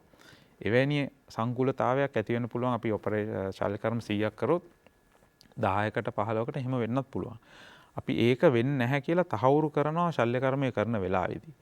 ඒක නොවෙන්න අපි විශේෂ පරීක්ෂාවක් කරලා අපි හදපු ජොයින්ට් එක 100% හොඳට සීල් වෙලා තියෙනවද කියලා පරීක්ෂා කරලා තමයි ශල්‍ය කර්මය නිම කරන්නේ. ඉතින් මේ මහ බඩවැලේ පිළිකාවක් ඉසේ අයින් කරපු පිළිකාවක පින්තූරයක් තමයි මේ තියෙන්නේ. ඊගාව රූප රාමුවට අපි යමු වුණොත් කපා ඉවත් කරපු පිළිකාවක් මේ තියෙන්නේ. බඩවැල අපි විවෘත කළා. මේ මං කිව්වේ දෙපැත්තේ තියෙන සාමාන්‍ය පටකත් අපි අයින් කරනවා හොඳ මාජින් එකක් ගන්න. මේ තියෙන්නේ පිළිකාව. ඉතින් මෙවැනි අයින් කරන බඩවැලේ කොටස අපි නැවත පරීක්ෂාවකට ලක් කරනවා අන්වීක්ෂයෙන්. ඒ පරීක්ෂාවට ලක් කරලා තමයි අපි තීරණය කරන්නේ මේ රෝගියාට ඊට පසුව තව ප්‍රතිකාර කිරීම අවශ්‍යද. රෝගියාට සමහර වෙලාවට අපි පෙති වර්ග දෙනවා. අපි කියනවා කීමෝതെරපි එහෙම නැත්නම් රේඩියෝതെරපි. ඒ ප්‍රතිකාරවලට යොමු කිරීම අත්‍යවශ්‍යද කියන නිගමනයට එළඹෙන්නේ මේ පිළිකාව වැඩිදුරට පරීක්ෂා කිරීමෙන් පසුවයි. සමහර විට වැඩිපුර සංවේදී අය ওই රූප රාමු දකින්න අකමැති වෙන්න පුළුවන්. නමුත් ටිකක් පුරුදු වෙන්නත් ඕන මේ ජීවිතයේ සැබෑ ස්වභාවය වටහා ගන්නට, අපේ ශරීරය තුල සිද්ධ වෙන්නේ මොනවද කියලා වටහා ගන්නට මෙවැනි දේත් ඉඳ හිටවත් බලන්න පුරුදු වෙනවා නම් හොඳයි. විශේෂයෙන් විද්‍යා විෂයන් හදාරන අය නම් මේවා දකින්නම වෙනවා, බලන්නම වෙනවා. වෛද්‍ය විද්‍යාව නම් කොහොමටත් හදාරන්න බෑ. ඕව නොදැක. ඒ වගේම විශේෂ පංචතුමා මේ කරුණු මේ ටෙලිවිෂන් ඉස්කෝලේ වැඩි දෙනෙක් බලන වැඩසටහනක අපි කතා කරන එකේ වැදගත්කම වැඩි දෙනෙකුට තියෙන සෞඛ්‍යමය ප්‍රශ්න. ඔබ සඳහන් කළා අර බඩවැලවල පිළිකා තත්ත්වය. සුලභ ලෙස වාර්තා වෙන පිළිකාමය තත්ත්වයක්. ඒක අපේක්ෂා රෝහලෙන්ම ලැබෙන දත්ත වලින් ඒක පැහැදිලි වෙනවා. ඒ වගේම අපි කතා කරමු හිටියා මලබද්ධයේ අර්ශස් රෝග තත්ත්වය. මේකත් සුලභව අහන්න දකින්න ලැබෙනවා නේද? ලයිෆ් බොයි ෂැම්පූලේ ඇති කිරි ප්‍රෝටීන් සහ මල්ටිවිටමින් හිස කෙස් මුල සිට පෝෂණය කර ශක්තිමත් කරයි. ලයිෆ් බොයි ෂැම්පූලේ ඇති කිරි ප්‍රෝටීන් සහ මල්ටිවිටමින් හිස කෙස් මුල සිට පෝෂණය කර ශක්තිමත් කරයි. ඔව් ඇත්තටම ආසන්ත අරිසස් රෝගී තත්ත්වය තමයි සුලභවම දකින්න ලැබෙන රෝගී තත්ත්වය. දැන් මල පහ සමග ලේ පිට වෙන රෝගීන් 100ක් ගත්තොත් 90%ක්ම අරිසස් රෝගීන් තමයි. ඉතින් අරිසස් රෝගය බහුලවම දකින්න ලැබෙනවා අපේ මේ වැරදි ආහාර පුරුදු නිසා, මලබද්ධය නිසා, සමහර වෙලාවට නියමිත වෙලාවට මල පහ නොකිරීම නිසා ඝන තත්ත්වය වැඩි වෙනවා මල පහවල. ඉතින් ඔවුන් ගේ ඇතිවන රෝග ලක්ෂණය තමයි මේ මල පහ සමග ලේ පිටවීම. අපි දැන් මේ රූප රාමුවට මම කලින් වැඩසටහනකත් පෙන්නුවා. මේ රූප රාමුවට යොමු වුණොත් මේ පේන්නේ අරිසස් කියන රෝගී තත්ත්වය ඇතිවන හැටි. අපේ සාමාන්‍යයෙන් අපි හැමෝගෙම කලාමාර්ගයේ පල්ලෙහාම කොටස, ඒ කියන්නේ ගුද මාර්ගය ආශ්‍රිතව විශේෂ ලේනහර පිහිටා තියෙනවා. ඉතින් මල පහ කරන්න මල බද්ධය ඇති වෙලා අපි කියන තටමන වෙලාවට හුඟක් තටමන්න වුණොත් මේ ඒ වෙලාවේදී මේ මල රුධිර වාහිනී වල එළියට නෙරීමක් ඇති වෙනවා. මේ රුධිර වාහිනී ඇතුළත පීඩනය වැඩි වෙලා එළියට නෙලලා ඒ රුධිර වාහිනී පුපුරලා ලේ යන්න පටන් ගන්නවා. මේක තමයි මේ අරිසස් තත්ත්වය කියලා හඳුන්වන්නේ. ඉතින් මේ අරිසස් රෝගී තත්ත්ව තියෙනවා අවස්ථා 4කට. පළවෙනි අවස්ථාවේදී රෝගියාට තියෙන්නේ මේ ලේ යන එක. දෙවෙනි අවස්ථාවේදී රෝගියාට ලේ යනවට අමතරව අරිසස් ගෙඩි අපි දන්නවා මල පහ කරනකොට එළියට එනවා. ඒක ඉබේම ඇතුළට යනවා. තුන්වෙනි අවස්ථාවේ ගෙඩි එළියට එනවා. අපිට ඉබේම ඇතුළට යන්නේ නැහැ. සමහර රෝගීන් කියනවා මට අතින් ඇතුල් කරගන්න වෙන අවස්ථා තියෙනවා. හතරවෙනි අවස්ථාව තමයි මේ ගෙඩි එළියෙමයි තියෙන්නේ. ඉතා වේදනාකාරී වෙන්නට පුළුවන්, ලේ යනවා වෙන්නට පුළුවන්. ඉතින් මෙවැනි අවස්ථා 4කින් අරිසස් රෝගීන් පැමිණෙන්නට පුළුවන්. මුල්ම අවස්ථාවේ සහ මුල්ම දෙවැනි අවස්ථාවේ රෝගීන් ආවොත් අපිට ඔවුන්ව ශල්‍ය කර්මයකින් තොරව ප්‍රතිකාර කිරීමේ හැකියාව තියෙනවා.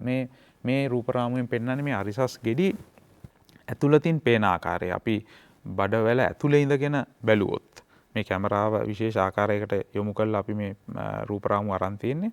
ඇතුළේ ඉඳන් බැලුවොත් පල්ලෙහා තියෙන අරිසස් ගෙඩි දිහා මේ ආකාරයට තමයි පේන්නේ. ඉතින් මේ පෙන්눔 කරන්නේ අරිසස් ගෙඩි. එතකොට මේක අර මං කියපු මුල් අවස්ථා දෙකේදී රෝගියෙක් අපිට ආවොත් අපිට හෝ ඇයව ශල්‍ය කර්මයකට භාජනය නොකර අපි කියනවා කැමරාව මගින්ම කරන සුළු ප්‍රතිකාර ක්‍රම මගින් සුව කරන්නට පුළුවන්. මේ පෙන්눔 කරලා තියෙන්නේ එවැනි ප්‍රතිකාර ක්‍රමයක්. අපි මේකට කියනවා බෑන්ඩ්ස් දානවා කියලා. එහෙම නැත්නම් මේ රබර් බෑන්ඩ්, විශේෂ රබර් බෑන්ඩ්ස් වගේකින් මේ අරිසස් ගෙඩි ගැට ගහන්නට පුළුවන්. එතකොට අරිසස් ගෙඩි කියලා මා කලින් හැඳුන්වුවේ ලේනහරවල කෙලවරටම ඒ බෑන්ඩ්ස් දාලා ගැට ගන්න පුළුවන්. දැන් හුඟක් රෝගීන් බිය වෙන කරුණක් තමයි මේක අධික වේදනාවක් ඇති වෙන තත්ත්වයක් වෙයිද කියලා. එහෙම වෙන්නේ නැහැ. මේ අපේ ගුද මාර්ගයේ පල්ලෙහාම කොටසේ වේදනාවට සංවේදී කොටසක් තියෙනවා. නමුත් ඊට ටිකක් ඇතුළට වන්නට මේ අපිට වේදනාවට සංවේදී නෑ මේ අපේ ශරීරයේ අරිසස් ගෙඩි තියෙන හරිය. ඉතින් අපි මේ රබර් බෑන්ඩ්ස් දාන්නේ ඒ වේදනාවට සංවේදී නැති කොටසට. ඒක නිසා ඒ බෑන්ඩ්ස් හරියට දැම්මොත් වේදනාවක් ඇතිවන්නේ නැහැ. ඉතින් ඔබේ රෝගිය මුල් අවස්ථාවේ කියන්නේ පළවෙනි අවස්ථාවේ හෝ දෙවෙනි අවස්ථාවේ තියෙනවා නම් මෙවැනි සුළු ප්‍රතිකාර ක්‍රමයකින් ඔබට රෝහලකට ඇතුළු වෙන්න අවශ්‍යත් නැහැ. කරලා ප්‍රතිකාර කරලා නියමිත ආකාරයට සුවය ලබන්නට පුළුවන්. මේ මොන ප්‍රතිකාරය කරත් හසන්ත ඉතා වැදගත්. රෝගීන් අවශ්‍ය ප්‍රමාණයට ජලය පානය කරන්න ඕනේ. ඔවුන්ගේ ආහාරවල කෙඳි සහිත ආහාර, එළවලු සහිත ආහාර පාවිච්චි කරන්නට ඕනේ. ඉතින් ඒ හොඳ සෞඛ්‍ය පුරුදු දිගටම පවත්වාගෙන යාම අතිශයින් වැදගත්. මූලක් ගින්න කියන්නේ toy ලෙඩේටම තමයි. මූලක් ගින්න කියන්නේ මේ ලෙඩේටම තමයි. ඉතින් සමහර අයට වැඩිපුර කේන්ති යනවත් කියලා කියනවා මේක හැදුනහම. මානසික ආතතිය සහ මේ රෝගය අතර සම්බන්ධයක් තියෙනවා. ආතතිය නිසා රෝගය ඇති වෙන්නත් පුළුවන්, රෝගය නිසා ආතතිය ඇති වෙන්නත් පුළුවන්. දෙකම වෙන්න පුළුවන්. ආතතිය නිසා, මානසික ආතතිය නිසා මං හිතන්නේ බඩවැල ආශ්‍රිත තවත් රෝගී තත්ත්වයන් තියෙනවා. මං හිතන්නේ අපි කියනවා ඉරිටබල් බවල් සින්ඩ්‍රෝම් කියලා. ඒ ඉරිටබල් බවල් සින්ඩ්‍රෝම් කියන රෝගී තත්ත්වයේදී මල පහ කිරීමේ වාර ගන්න වැඩි වෙන්නට පුළුවන්. එහෙම නැත්නම් අඩු වෙන්නටත් පුළුවන්. ඒ වගේම මේ එතකොට මල පහ කිරීමේ වාර ගන්න අඩු වුණොත් මල බද්ධය ඇති වෙලා මේ අරිසස් රෝගී තත්ත්වය ඇති වෙන්නට පුළුවන්. සමහර වෙලාවට මේ අරිසස් රෝගීන්ට ඇතිවන වේදනාව නිසා ඔවුන් මං කිව්ව අර 3 වෙනි සහ 4 වෙනි අවස්ථාවේ තියෙන අරිසස් රෝගීන්ගේ වේදනාව නිසා ඔවුන්ගේ මානසික ආතතිය වැඩි වෙන්නට පුළුවන්. ඉතින් ඒ දෙපැත්තට මේක බලපානවා. එතකොට මේ අරිසස් රෝගීන්ට දැන් 3 වෙනි සහ 4 වෙනි අවස්ථාවේ ඇතිවන අරිසස් රෝගීන්ට අපිට ශල්‍ය කර්ම වලට භාජනය කරන්න වෙනවා. ඒ ශල්‍ය කර්මත් කිහිප ආකාරයකට දැන් සිදු කරනවා. සමහර වෙලාවට මේ ලේස ක්‍රමයට මේ ශල්‍ය කර්ම කරන්නට පුළුවන්. සමහර වෙලාවට මේ ස්ටේප්ලර් කටු මාර්ගයෙන් මේ ශල්‍ය කර්මය කළා අරිසස් කිරි කපා ඉවත් කරන්න පුළුවන්. කුමන ආකාරයක කරත් අනවශ්‍ය අසාමාන්‍ය වේදනා තත්ත්වයන් ඇතිවන්නේ නැහැ. ඉතින් ඔබ අනවශ්‍ය ලෙස බිය ඇති කරගත යුතු නැහැ. මේ රෝගී තත්ත්වයේ තියෙනවා නම් මුලින්ම ඔබ කර යුත්තේ මුල් අවස්ථාවේදීම වෛද්‍යවරයෙකු හමු වෙලා මුලින්ම ශල්‍ය කර්මයකට භාජනය නොවි ප්‍රතිකාරය ලබා ගන්න බලන්න පුළුවන්. එහෙම නැත්නම් අවාසනාවකට වගේ 3 වෙනි සහ 4 වෙනි අවස්ථාවලට යොමු වුණොත් එහිදී ඔබට ශල්‍ය කර්මයකින් තමයි මේක සුව කරගන්න වෙන්නේ. නමුත් වැදගත් තමයි අනික් වැදගත් පණිවිඩය මම මේ අවස්ථාවේ දෙන්නට කැමති දෙයක් තමයි මේ අරිසස් රෝගයට අමතරව පිළිකා තත්ත්වයක් තියෙන්නට පුළුවන් සමහර රෝගීන්ට. ඉතින් දැන් බහුතරයක් අපි හිතනවා මම කලින් කිව්වා ලේ මලපා සමග ලේ යනවා 90%ක් විතරම අරිසස් රෝගය තමයි කියලා. ඉතින් ඔවුන් එසේ සිතලා වෛද්‍යවරයෙක් හමු නොවි මගේ මේ ලේ යන්නේ අරිසස් හින්දා තමයි කියලා වෛද්‍යවරයෙක් හමු වීම පමා කරොත් ඔබේ ශරීරය තුල පිළිකාවක් වර්ධනය වෙමින් තියෙනවා වෙන්නට පුළුවන්. දැන් අපිට අනන්තවත් රෝගීන් ඇවිල්ලා තියෙනවා මේ ඔවුන් අරිසස් කියලා හිතාගෙන සමහර විට අත්බේත් කරනවා මේ රෝගී තත්ත්වයේ තියෙන එක අසාමාන්‍ය තත්ත්වයක් තමයි සමහර දවස්වලට ලේ යනවා සමහර දවස්වලට ලේ යන්නේ නැහැ. එතකොට රෝගීන් හිතනවා මම දැන් මේ අත්බේතක් කරලා දවස් කිහිපයක් ලේ යන්නේ නැත්නම් ආදේ මට අරිසස් තමයි තිබුණේ. ඒකට මම මේ අත්බේත ගත්තාම හරි ගියා කියලා. එතකොට ඔවුන් වෛද්‍යවරයෙකු හමු වීම පමා කරනවා. නමුත් හරියට ඔබ පරීක්ෂාවක් කරගෙන තිබ්බේ නැත්නම් ඔබේ මේ ලේ යෑමට හේතුව පිළිකාවක් වන්නට පුළුවන්. ඉතින් ඒක නිසා වැදගත්ම පණිවිඩය තමයි මලපහ සමග ලේ පිට වෙනවා නම් ඔබ අනිවාර්යෙන් සුදුසුකම් ලත් වෛද්‍යවරයෙක් හමු වෙලා පරීක්ෂාවට ලක් කරගත යුතු වෙනවා. ඒ පළවෙනි පණිවිඩය. ඒ වගේම විශේෂ රජතුන් මේ පිටවන ලේ වල වෙනසක් තියෙන්න පුළුවන්. අර්ශස් රෝගයට පිටවෙන ලේ සහ පිළිකාවක් නිසා පිටවන ලේ අතර වෙනසක් තියෙන්න පුළුවන්. ඔව් වෙනසක් තියෙනවා. හුඟක් වෙලාවට අරිසස් නිසා ඇතිවන ලේ ගැලීම සිදුවන්නේ මල බද්ධයත් එක්ක ලේ යන විදිය වෙනස්. සමහර වෙලාවට මලපහ කිරීම පටන් ගැනීමේදී ලේ විදලා වගේ යනවා වෙන්න පුළුවන්. එහෙම නැත්නම් මලපහ කරලා අවසන් වුණාම ලේ බිඳු වැටෙනවා වෙන්න පුළුවන්. මේක තමයි ප්‍රධාන විදිය ලේ යන. නමුත් අවාසනාවකට වගේ හසන්ත අපේ මේ හුඟ දෙනෙක් මලපහ කරාම ඒ දිහා බලන්නේ නැහැ. සමහර අය මේක සමහර අයට එච්චර දැනීමකට ලක් නොවෙන්න පුළුවන්. ඉතින් ඒක නිසා අපි දෙන අවවාදය තමයි මලපා සමග ලේ යනවා නම් වෛද්‍යවරයෙක් ලව්ව පරීක්ෂා කර ගැනීම අතිශයින් වැදගත්. අනික් රෝගී තත්ත්වය තමයි අපි මේ කතා කරන්න බහුලව දකින්න ලැබෙන රෝගී තත්ත්වයක් තමයි මේ සමහර රෝගීන්ට මලපහ කරනකොට අධික වේදනාවක් දැනෙනවා. මල බද්ධය නිසාම තමයි මේක වෙන්නේ. මල බද්ධය නිසා වුන් අධික තෙරපුමකින් මලපහ ඉවත් කරන්න හදනකොට කලාමාර්ගයේ පල්ලෙහා කොටසේ පැලීම් ඇතිවන්නට පුළුවන්. විශේෂයෙන්ම අපි මේක දකින්න ලැබෙනවා කාන්තාවන්ගේ, තරුණ කාන්තාවන්ගේ. මේ රූප රාමුවට යොමු වුණොත් ඔබට මේ රෝගී තත්ත්වය පෙන්눔 කරලා තියෙනවා. මේකේ පෙන්눔 කරලා තියෙනවා මේ තියෙන කලාමාර්ගයේ අන්තිම කොටසේ පල්ලෙහාම කොටසේ ඒ කියන්නේ ගුදය කියන කොටසේ ඇතිවන පැල්මක්. මේකට අපි කියනවා ඒනල් ෆිෂර් කියලා. මේකට හේතුව මල බද්ධය නිසා අධික තෙරපීම නිසා මේ ගුදයේ වේදනාවට සංවේදී කොටස. මම කලින් කිව්වා වේදනාවට සංවේදී නැති කොටසක් තියෙනවා සංවේදී කොටස. මේ වේදනාවට සංවේදී පහළම මේ හැමට ලංම පිහිටන කොටසේ ඇතිවන පැල්ම. ඉතින් මේක නිසා මේක ඇතිවන්නේ මල බද්ධය නිසා. මේක ඇති වුනහම රෝගීන්ට ඇතිවන වේදනාව නිසා වුන් මල පහ කිරීම කල් දානවා. වේදනාව නිසා. එතකොට මල බද්ධය තවත් වැඩි වෙනවා වුන්ගේ. ඉතින් මේක විශේෂ සයිකල් එකක් කියලා අපි කියනවා. මල වේදනාව නිසා මල පහ කිරීම පමා කරනවා. මල පහ කිරීම පමා කරන නිසා තවත් මල බද්ධය ඇති වෙනවා. ඒ මල බද්ධය ඇති වීම නිසා තවත් වේදනාව වැඩි වෙනවා. ඉතින් මෙවැනි රෝගී තත්ත්වයන් වලට ප්‍රතිකාර කිරීමේදී ඉතාමත් වැදගත් නිවැරදි ආහාර පුරුදු. අඩුම ගණනේ දවසකට වතුර ලීටර් 2ක් 3ක් ප්‍රමාණයක් පාවිච්චි කිරීම, කෙඳි සහිත ආහාර පාවිච්චිය, නියමිත වේලාවට මල පහ කිරීම, එවැනි පුරුදු ඇති කර ගැනීම ඉතා වැදගත්. ඉතින් ඊට අමතරව මේ රෝගී තත්ත්වයට ප්‍රතිකාර කරන්න විශේෂ ආලේපන වර්ග තියෙනවා. ඒ ආලේපන වර්ග ආලේප කළ යුතු ක්‍රමවේදය ඔබ වෛද්‍යවරයෙකුගෙන් අසා දැනගත යුතු වෙනවා. ඒ ආකාරයට ඒ ආලේපන නියමිත ආකාරයෙන් ආලේප කළා ශල්‍ය කර්මයකින් තොරව මේ රෝගී තත්ත්වය සුව කරගන්නට පුළුවන්.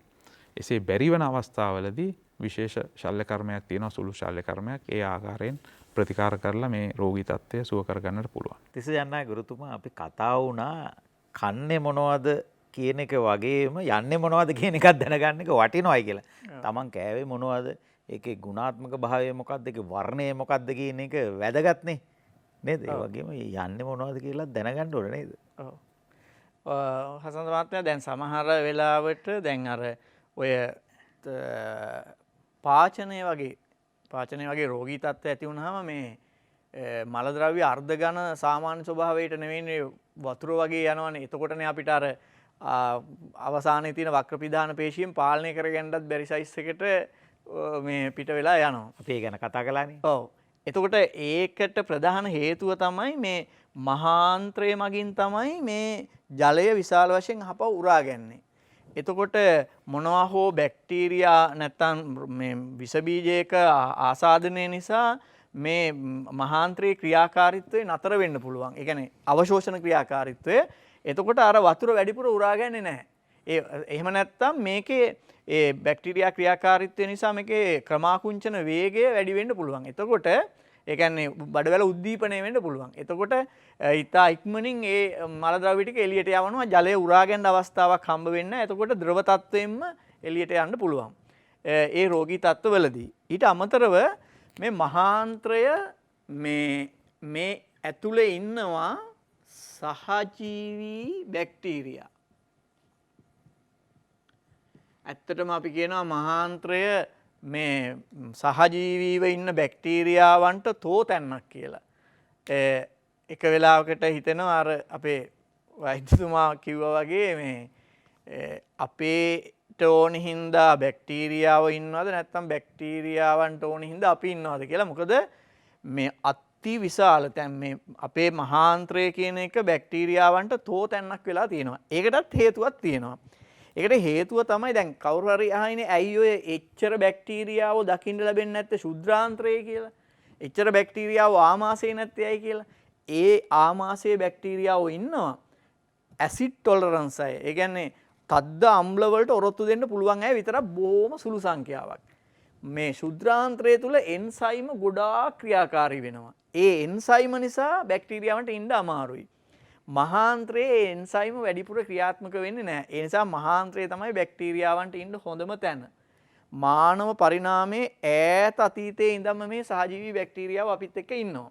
හැබැයි හසන්ත මහත්තයා දැන් ලදරුවෙක්ගේ කියන්නේ බ්‍රූණය නැත්තම් ගර්භාෂය ඇතුලේ ඉදිද්දී ළමෙක්ගේ මේ මහාන්ත්‍රය ඇතුලේ මේ බැක්ටීරියාව නැහැ. ඒ කියන්නේ මේ බැක්ටීරියාව අපි ඉපදුනාට පස්සේ තමයි අපේ මහාන්ත්‍රය ඇතුළට ගිහිලා පදිංචි වෙන්නේ. ඒ කියන්නේ අපේ පරිසරයෙන් තමයි යන්නේ බැක්ටීරියාව. ඇත්තම කියනවා නම් ඉතින් ටිකක් අවුල් වගේ තමයි කියපුවාම මේ බැක්ටීරියාව අපේ පරිසරයට එකතු වෙන්නේ මිනිසුන්ගේ මල ද්‍රව්‍ය වලින්ම තමයි. නැතුව වෙන ක්‍රමයක් නැහැ. ඒ මල ද්‍රව්‍ය වලින්ම එකතු වෙච්ච බැක්ටීරියාව මේ ලදරුවා මොනවා හරි ගන්න ආහාර හරහා කෙලින්ම එයාගේ බඩවැලට ගිහිල්ලා ඕම් පදිංචි වෙනවා. එතකොට සාමාන්‍යයෙන් අපේ ඇඟේ ඉන්න බැක්ටීරියාව සංඛ්‍යාව අති විශාල ප්‍රමාණයක්. මුළු දේහයේම අපේ තියෙන සෛල ප්‍රමාණය 10/13ක් පමණ වෙනවා. අපේ දේහය තුල ඔය සහජීවීව ඉන්න බැක්ටීරියාවන්ගේ සෛල ප්‍රමාණය ගත්තොත් 10/14ක් පමණ වෙනවා. එතකොට ඒ කියන්නේ අපේ තියෙන සෛල සංඛ්‍යාවට වඩා බැක්ටීරියාව සෛල සංඛ්‍යාවක් අපේ දේහය තුල ජීවත් වෙනවා. එතනුත් ඉතා විශාල බැක්ටීරියාව ප්‍රමාණයක් ජීවත් වෙන පරිසරයක් තමයි මේ මහාන්ත්‍රය කියලා කියන්නේ. ඊළඟට අනිත් එක තවත් එකක් තමයි මේ මහාන්ත්‍රය ටිකක් වැසුණු පද්ධතියක්නේ. මේ පැත්තෙනුත් වැහිලා මේ පැත්තෙනුත් ගොඩක් දුරට මේ මෙතනින් මේ වක්‍ර පිධාන වලින් වැහිලා තියෙන්නේ. ඒ නිසා බොහෝ දුරට මේක ඇතුලේ තියෙන ටිකක් නිර්වායු පරිසර තත්ත්වයක්. එතකොට මේ පාරිසරික තත්ත්වයේ යටතේ ඉන්න බැක්ටීරියාව මෙතන නිකාම්ම ඉන්නේ නැහැ. විවිධ ක්‍රියාවලි සිදු කරනවා. මොකද මේ මල ද්‍රව්‍ය වල තියෙන සමහර සංයෝග ඒ බැක්ටීරියාව ඒ තමන්ගේ ප්‍රයෝජනයට ගන්නවා. තමන්ගේ පරිවෘතියට දැන් අපි කාලා ඉවරයි බැක්ටීරියාව කරනවා ඊටු ටික. ඒතර ඒ පරිවෘත්තීය ක්‍රියාවලිය වලදී සමහර විට විවිධ වායු වර්ග නිපද වෙන්න පුළුවන්. බොහෝ විට නිපද වෙන්න පුළුවන් වායු වර්ගයක් තමයි මෙන්න මේක. CH4. CH4 කියන වායු වර්ගය නිපද වෙන්න පුළුවන්. ඊට අමතරව ප්‍රෝටීන වැඩිපුර තියෙනකොට ඔය බිත්තර වගේ ඒවා ආහාරයට අරන් ඒකේ ප්‍රෝටීන වැඩිපුර තියෙනකොට සමහර විට ඒකේ සල්ප සහිත ප්‍රෝටීන තිබුණොත් විශේෂයෙන් බිත්තරවල කහමදේ තියෙනවා සල්ප සහිත ප්‍රෝටීන. සල්ප සහිත ප්‍රෝටීන තිබුණොත් ඒකෙන් හැදෙන්න පුළුවන් H2S වායුව. මේ H2S වායුව සාමාන්‍යයෙන් අපි හඳුන්වන කොටත් කියන්නේ මේ බිත්තර මේ කියන්නේ කුණු බිත්තර ගඳ සහිතයි කියලා. ඊට පස්සේ තව එන්න පුළුවන් මෙන්න මේ වායු හැදෙන්නත් පුළුවන් NH3 මේකත් ටිකක් ගඳ වායුවක්. එතකොට මෙන්න මේ වායු වර්ග අපේ බඩවැල් වල තනින් තන එකතු වෙන්න පුළුවන් එක්රැස් වෙන්න පුළුවන්. ඒක මිනිසාට තියෙන එක්තරා ආවාසයක්. මොකද මේ අපේ මේ ඍජුකාය විලාසය නිසා ඒක ඒවා රැඳෙන්න තියෙන ඉඩකඩ වැඩි. එතකොට මේ එකතු වෙන වාතය සමහර වෙලාවට මේ එකතු වෙලා සමහර වෙලාවට මේ ගුදේ හරහා පිට වෙන්න පුළුවන්. එහෙම වුණාම මුළු අපි කියන්නේ ආනේ පරිසර දූෂණය වෙනවා වගේ ආවට ඉන්න අයට බොහොම කටුක ගන්ධයක් එන්න පුළුවන්. ඉතින් එහෙම ගැටලුවකුත් තියෙනවා. ඒකට ප්‍රධාන හේතුව තමයි අපි ගත්ත ආහාරවල ඉතුරු වෙච්ච ද්‍රව්‍ය මත සහජීවී බැක්ටීරියාව සිදු කරන පරිවෘත්තීය ප්‍රතික්‍රියා හේතු කොටගෙන තමයි ඒ වගේ වායු වර්ග නිපද වෙන්නේ. ඒ නිපද වෙන වායු වර්ග තමයි මේ පිට වෙලා යන්නේ. එතකොට සමහර අය කියනකොටත් කියන්නේ මොන වාතයක්ද දන්නේ නැහැ කියලා. ඉතින් එහෙම ස්වභාවයකුත් මිනිස්සුන්ගේ තියෙනවා අඩු වැඩි වශයෙන්. සමහර ඕන සභාවක වුණත් ඔය සද්ද දානවා. දානවා. ජනනායක මහත්තයා ඔය සත්තුත් ඔය විදිහටම වාතය පිට කරනවා. පිට කරනවා. මේ දැන් විශේෂයෙන්ම ගවයෝ විශාල වශයෙන් මේ වායු පිට කරනවා. නමුත් අර ඒගොල්ලන්ගේ මෙන්න මේ දෙක හැදෙන ප්‍රමාණය අඩුයි.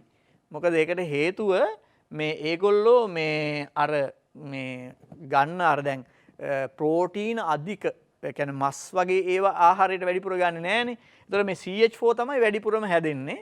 මේ ගවයින්ගේ අදෝවාතය නිසා වායුගෝලයට සෑහෙන CH4 ප්‍රමාණයක් එකතු වෙනවා.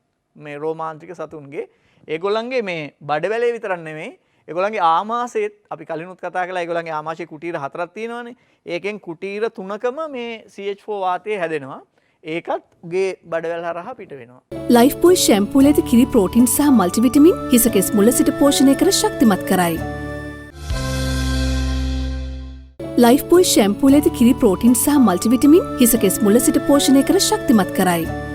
පිළිකා පිළිබඳව අප කරපු දොරමඩලා වැඩසටහනකදී මතුවෙච්ච කාරණාවක් මහර්ගම අපේක්ෂාරෝහලේ අධ්‍යක්ෂතුමා විශේෂයෙන්ම වසන්ත දිසානායක මහත්මයා මේ කාරණාව මතු කළේ අධ්‍යයනයක් කරලා තියෙනවා මේ බඩවැල් පිළිකා ඇති වෙච්ච අයගේ අය ඇසුරින් තමයි මේ අධ්‍යයනය කරලා තිබුණේ.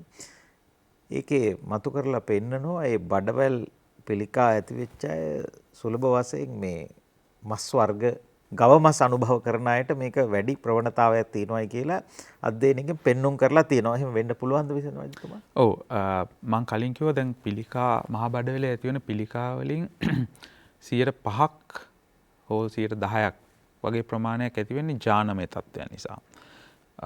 අපි ඒ ගැන ඉදිරියේදී කතා කරමු.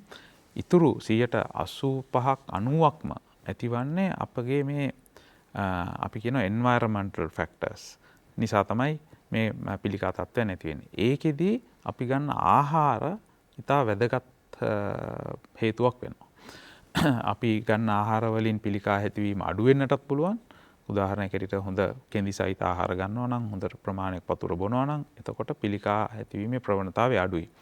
ඒ වගේම අපි කියනවා රතු පැහැති මස්. අපි කියනවා red meats කියලා. එහෙම නැත්නම් මේ අපි කල් තබා ගැනීමට විශේෂ රසායනික ද්‍රව්‍ය යොදපු මස් භාවිතයෙන්. එහෙම නැත්නම් අපි කියනවා මේ බාබිකියු කරලා කන ආහාර. ඒ වගේ ආහාර ගැනීමෙන් රතු මස් වර්ග භාවිතය මේ මහ බඩවැලේ ඇති පිළිකා ඇතිවීමට ප්‍රධාන හේතු කාරක හැටියට සලකනවා. දුම්පානය විශේෂ හේතුවක් වෙනවා මේ මහ බඩවැලේ පිළිකා ඇති වෙන. එවැනි අපේ එන්වයරන්මන්ට් එකේ තියෙන අපේ ආශ්‍රිත අපේ පරිසරයේ සාධක බලපානවා මේ මහ බඩවැලේ පිළිකාවලට. දීර්ඝකාලීනව ગેස්ට්‍රයිටිස් තත්ත්වයන් තිබීම මේ බඩවැල් වල රෝග තත්ත්වයන්ට බලපාන්නේ කොහොමද? දීර්ඝකාලීනව අපි ગેස්ට්‍රයිටිස් කියලා කියන්නේ මේ ආමාශයේ ඇතිවන ආමාශයේ ආම්ලිකතාවය වැඩිවීම නිසා ඇතිවන රෝගී තත්ත්වයක්. ඉතින් ආමාංශයේ අපි දන්නවා සාමාන්‍ය පුද්ගලගේ ආමාංශයේ pH අගය 1.5ක් විතර. ඉතින් ආමාංශයේ ඇතුළත ස්තරය මේ ඇසිඩ් ගතිය වැඩිවීම නිසා තුවාල වලට භාජනය වෙනවා. ඉතින් ආමාංශයේ ඇතිවන ගැස්ට්‍රයිටිස් තත්ත්වය ආමාංශයේ පිළිකාවලට බලපානවා. නමුත් ආමාංශයේ ඇතිවන ගැස්ට්‍රයිටිස් තත්ත්වය මහ බඩවැලේ පිළිකාවලට බලපෑමක් තාම හොයාගෙන නැහැ සන්ත. නමුත් ආමාංශයේ පිළිකාවලට ගැස්ට්‍රයිටිස් තත්ත්වය සහ ගැස්ට්‍රයිටිස් වලින් පසු ඇතිවන ආමාංශයේ තුවාල අපි කියනවා ගැස්ට්‍රික් අල්සර්ස් කියලා. ඒවා පැහැදිලිවම ආමාංශයේ පිළිකාවලට හේතුව සාධක වෙනවා. ඒ වගේම බඩවැල් වල තුවාලත් ඇති වෙන්න පුළුවන් නේද? ඔව් බඩවැල් වල තුවාල ඇතිවන්නට පුළුවන් මහ බඩවැලේ ඇතුළත බිත්තියේ ඒ පිළිකාවල මා කිව්වා මූලික අවස්ථා. දැන් මහ බඩවැලේ රෝගී තත්ත්වයන් තියෙනවා අපි කියනවා ඒවට ඉන්ෆ්ලමේටරි බවල් ඩිසීසස් කියලා. ඒකේ රෝගී තත්ත්වයන් දෙකක් තියෙනවා අපි කියනවා ඒක අල්සරටිව් කොලයිටිස් සහ ක්‍රෝන්ස් ඩිසීස් කියලා රෝගී තත්ත්වයන් දෙකක්. ඒ රෝගී තත්ත්වයන් දීර්ඝ කාලීනව ලෙඩාගේ අවුරුදු 10ක් විතර ඒ රෝගී තත්ත්වය තිබුණොත් ඇඟේ ඒකට ප්‍රතිකාර තියෙනවා බෙහෙත් මාර්ගයෙන් ප්‍රතිකාර කරන්න පුළුවන්. නමුත් ඒ රෝගී තත්ත්වයන් හරියට පාලනය නොවුනොත් ඒවා ඒ තුවාල දීර්ඝ කාලයක් අවුරුදු 10ක් විතර තිබුණොත් ඒ රෝගීන්ට පිළිකා තත්ත්වයන් ඇතිවන්නට පුළුවන්. ඉතින් ඒකත් අපි කියනවා අර පූර්ව පිළිකා තත්ත්ව හැටියට අපි හඳුනාගෙන තියෙනවා. ඉතින් අපි කිව්වා පූර්ව පිළිකා තත්ත්වයට හඳුනා ගත්තොත් මේ ඉන්ෆ්ලමේටරි බවල් ඩිසීස් එකක් එහෙම නැත්නම් ගැටිත්තක් හඳුනාගත්තොත් ඒවට ඒ අවස්ථාවේදී ප්‍රතිකාර කිරීමෙන් පිළිකා තත්ත්වය වර්ධනය වීම නවත්වා ගන්නට පුළුවන්. හොඳයි මහාචාර්යතුමනි අපි පිළිකා තත්ත්වයන් පිළිබඳව කතා කළා. පිළිකා තත්ත්වයක් ඇති වෙන්න පුළුවන් සාධක පිළිබඳවත් කතා කළා. ජානමය වශයෙන් මොකක්ද සිදු වෙන බලපෑම? ඔව්. මහා බඩවැලේ ඇතිවන පිළිකා වලින් 5% විතර ප්‍රමාණයක් ජානමය වශයෙන් ඇතිවන්න පුළුවන්. එහෙම නැත්නම් වෙන විදිහකින් කිව්වොත් පරම්පරාවෙන් එන්න පුළුවන්.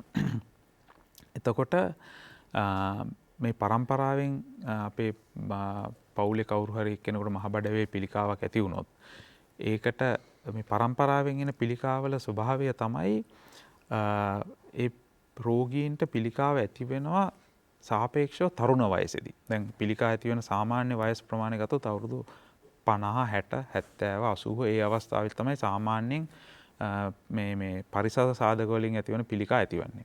යම් කිසි කෙනෙකුට අවුරුදු 30න් 40න් වගේ පිළිකා ඇති වුණොත් ඔවුන්ට ඒ පිළිකා ඇතිවීමට හේතුව ජානවල තියෙන අසාමාන්‍යතාවයක් නිසා වෙන්නට පුළුවන්.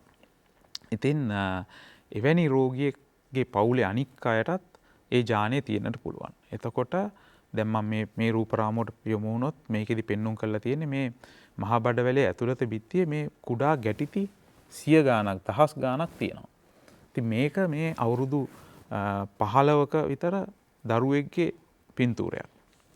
ඒ මහා බඩවැලේ පින්තූරය. මේ දරුවාගේ සාමාන්‍යයෙන් පවුලේ තියෙනවා විශේෂ ජානමය රෝගයක් අපි ඒකට කියනවා FAP කියලා familial adenomatous polyposis coli කියලා.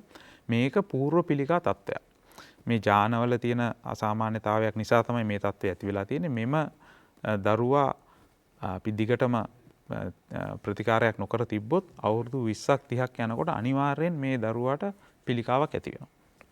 ඉතින් අපි ඒක දැනගත්ත වහාම කර යුතු වන්නේ මේක මහ බඩවැල සම්පූර්ණයෙන් මෙවැනි රෝගීන්ගේ අපි කරන ප්‍රතිකාරය තමයි මහ බඩවැල මේක මුළු මහ බඩවැලටම මෙවැනි ආකාරයේ මේ ගැටිති ඇති වෙලා තියෙන්නේ.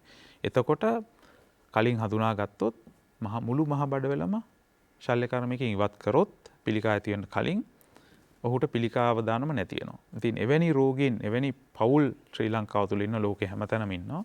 ඔවුන් අපි කලින් හඳුනාගත්තොත් පිළිකා තත්ත්වය ඇති වෙන්න ප්‍රථම ඔවුන්ගේ මහ බඩවැල කපා ඉවත් කරනවා.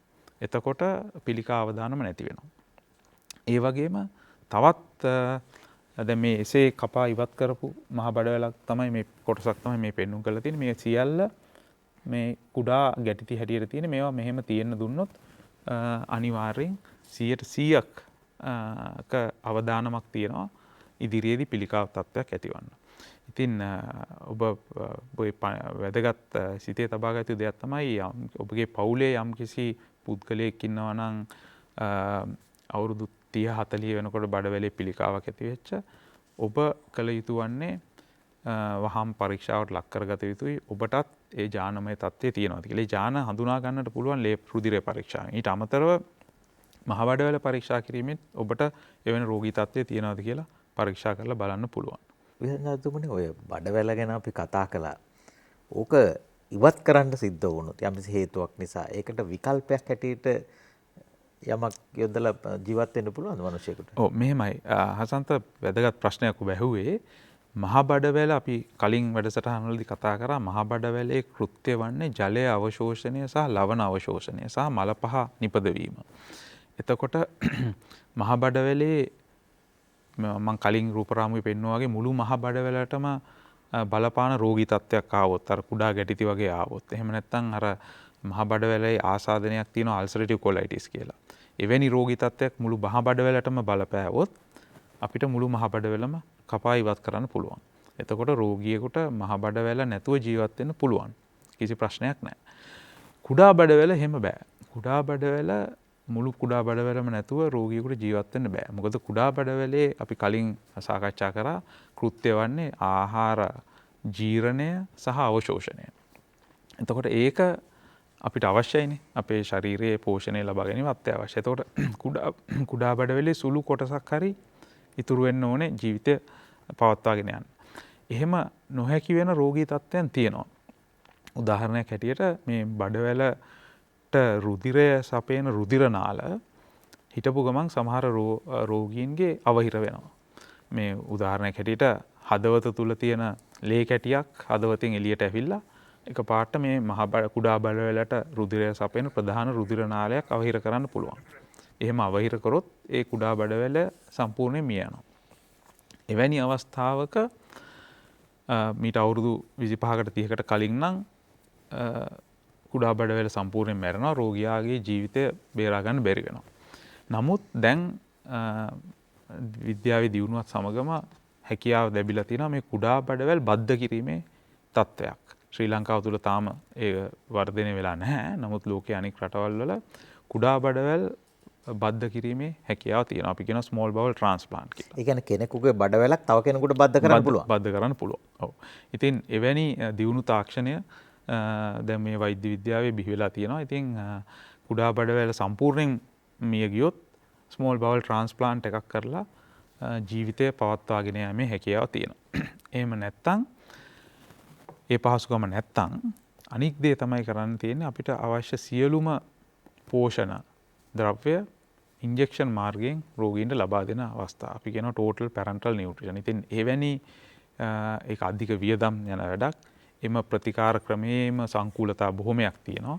ඉතින් මේවා ටිකක් සංකීර්ණ තත්ත්වයන්. නමුත් ප්‍රතිකාර අංශය දැන් සෑහෙන දියුණු වෙලා තියෙනවා. ඉතින් ඒම නිසාම මනුෂ්‍යයන්ගේ ආයු කාලය වැඩි වෙලා තියෙනවා. ඒ නිසාම ඉතින් හොඳ සහ නරක දෙකම තියෙනවා. ඔබතුමා කියන මහ බඩවැලත් බද්ධ කරන්න පුළුවන්. මහ බඩවැලත් බද්ධ කරන්න පුළුවන්. නමුත් මහ බඩවැල බද්ධ කිරීම අවශ්‍ය නැහැ. මොකද මහ බඩවැල ජීවත් වීමට අත්‍යවශ්‍ය නැහැ. අපිට ඒක අයින් කරලා සාමාන්‍ය විදිහට ජීවත් වීමේ හැකියාව තියෙනවා. ආහාර මාර්ග පද්ධතියේ ඉතා වැදගත් කොටසක් පිළිබඳවයි ටෙලිවිෂන් ඉස්කෝලෙන් අප කතා කළේ. එකම පාඩමක් කොටස් දෙකක් හැටියට විකාශය වුණේ බඩවැල් සහ බඩවැල් ආශ්‍රිත රෝගාබාධ පිළිබඳව අප කතා කළා.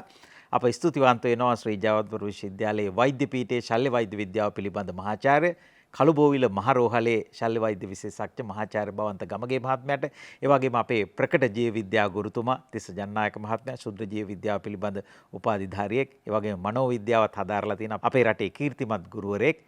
ඔබ දෙපළටම ස්තුතිවන්ත වෙනවා. නැවතත්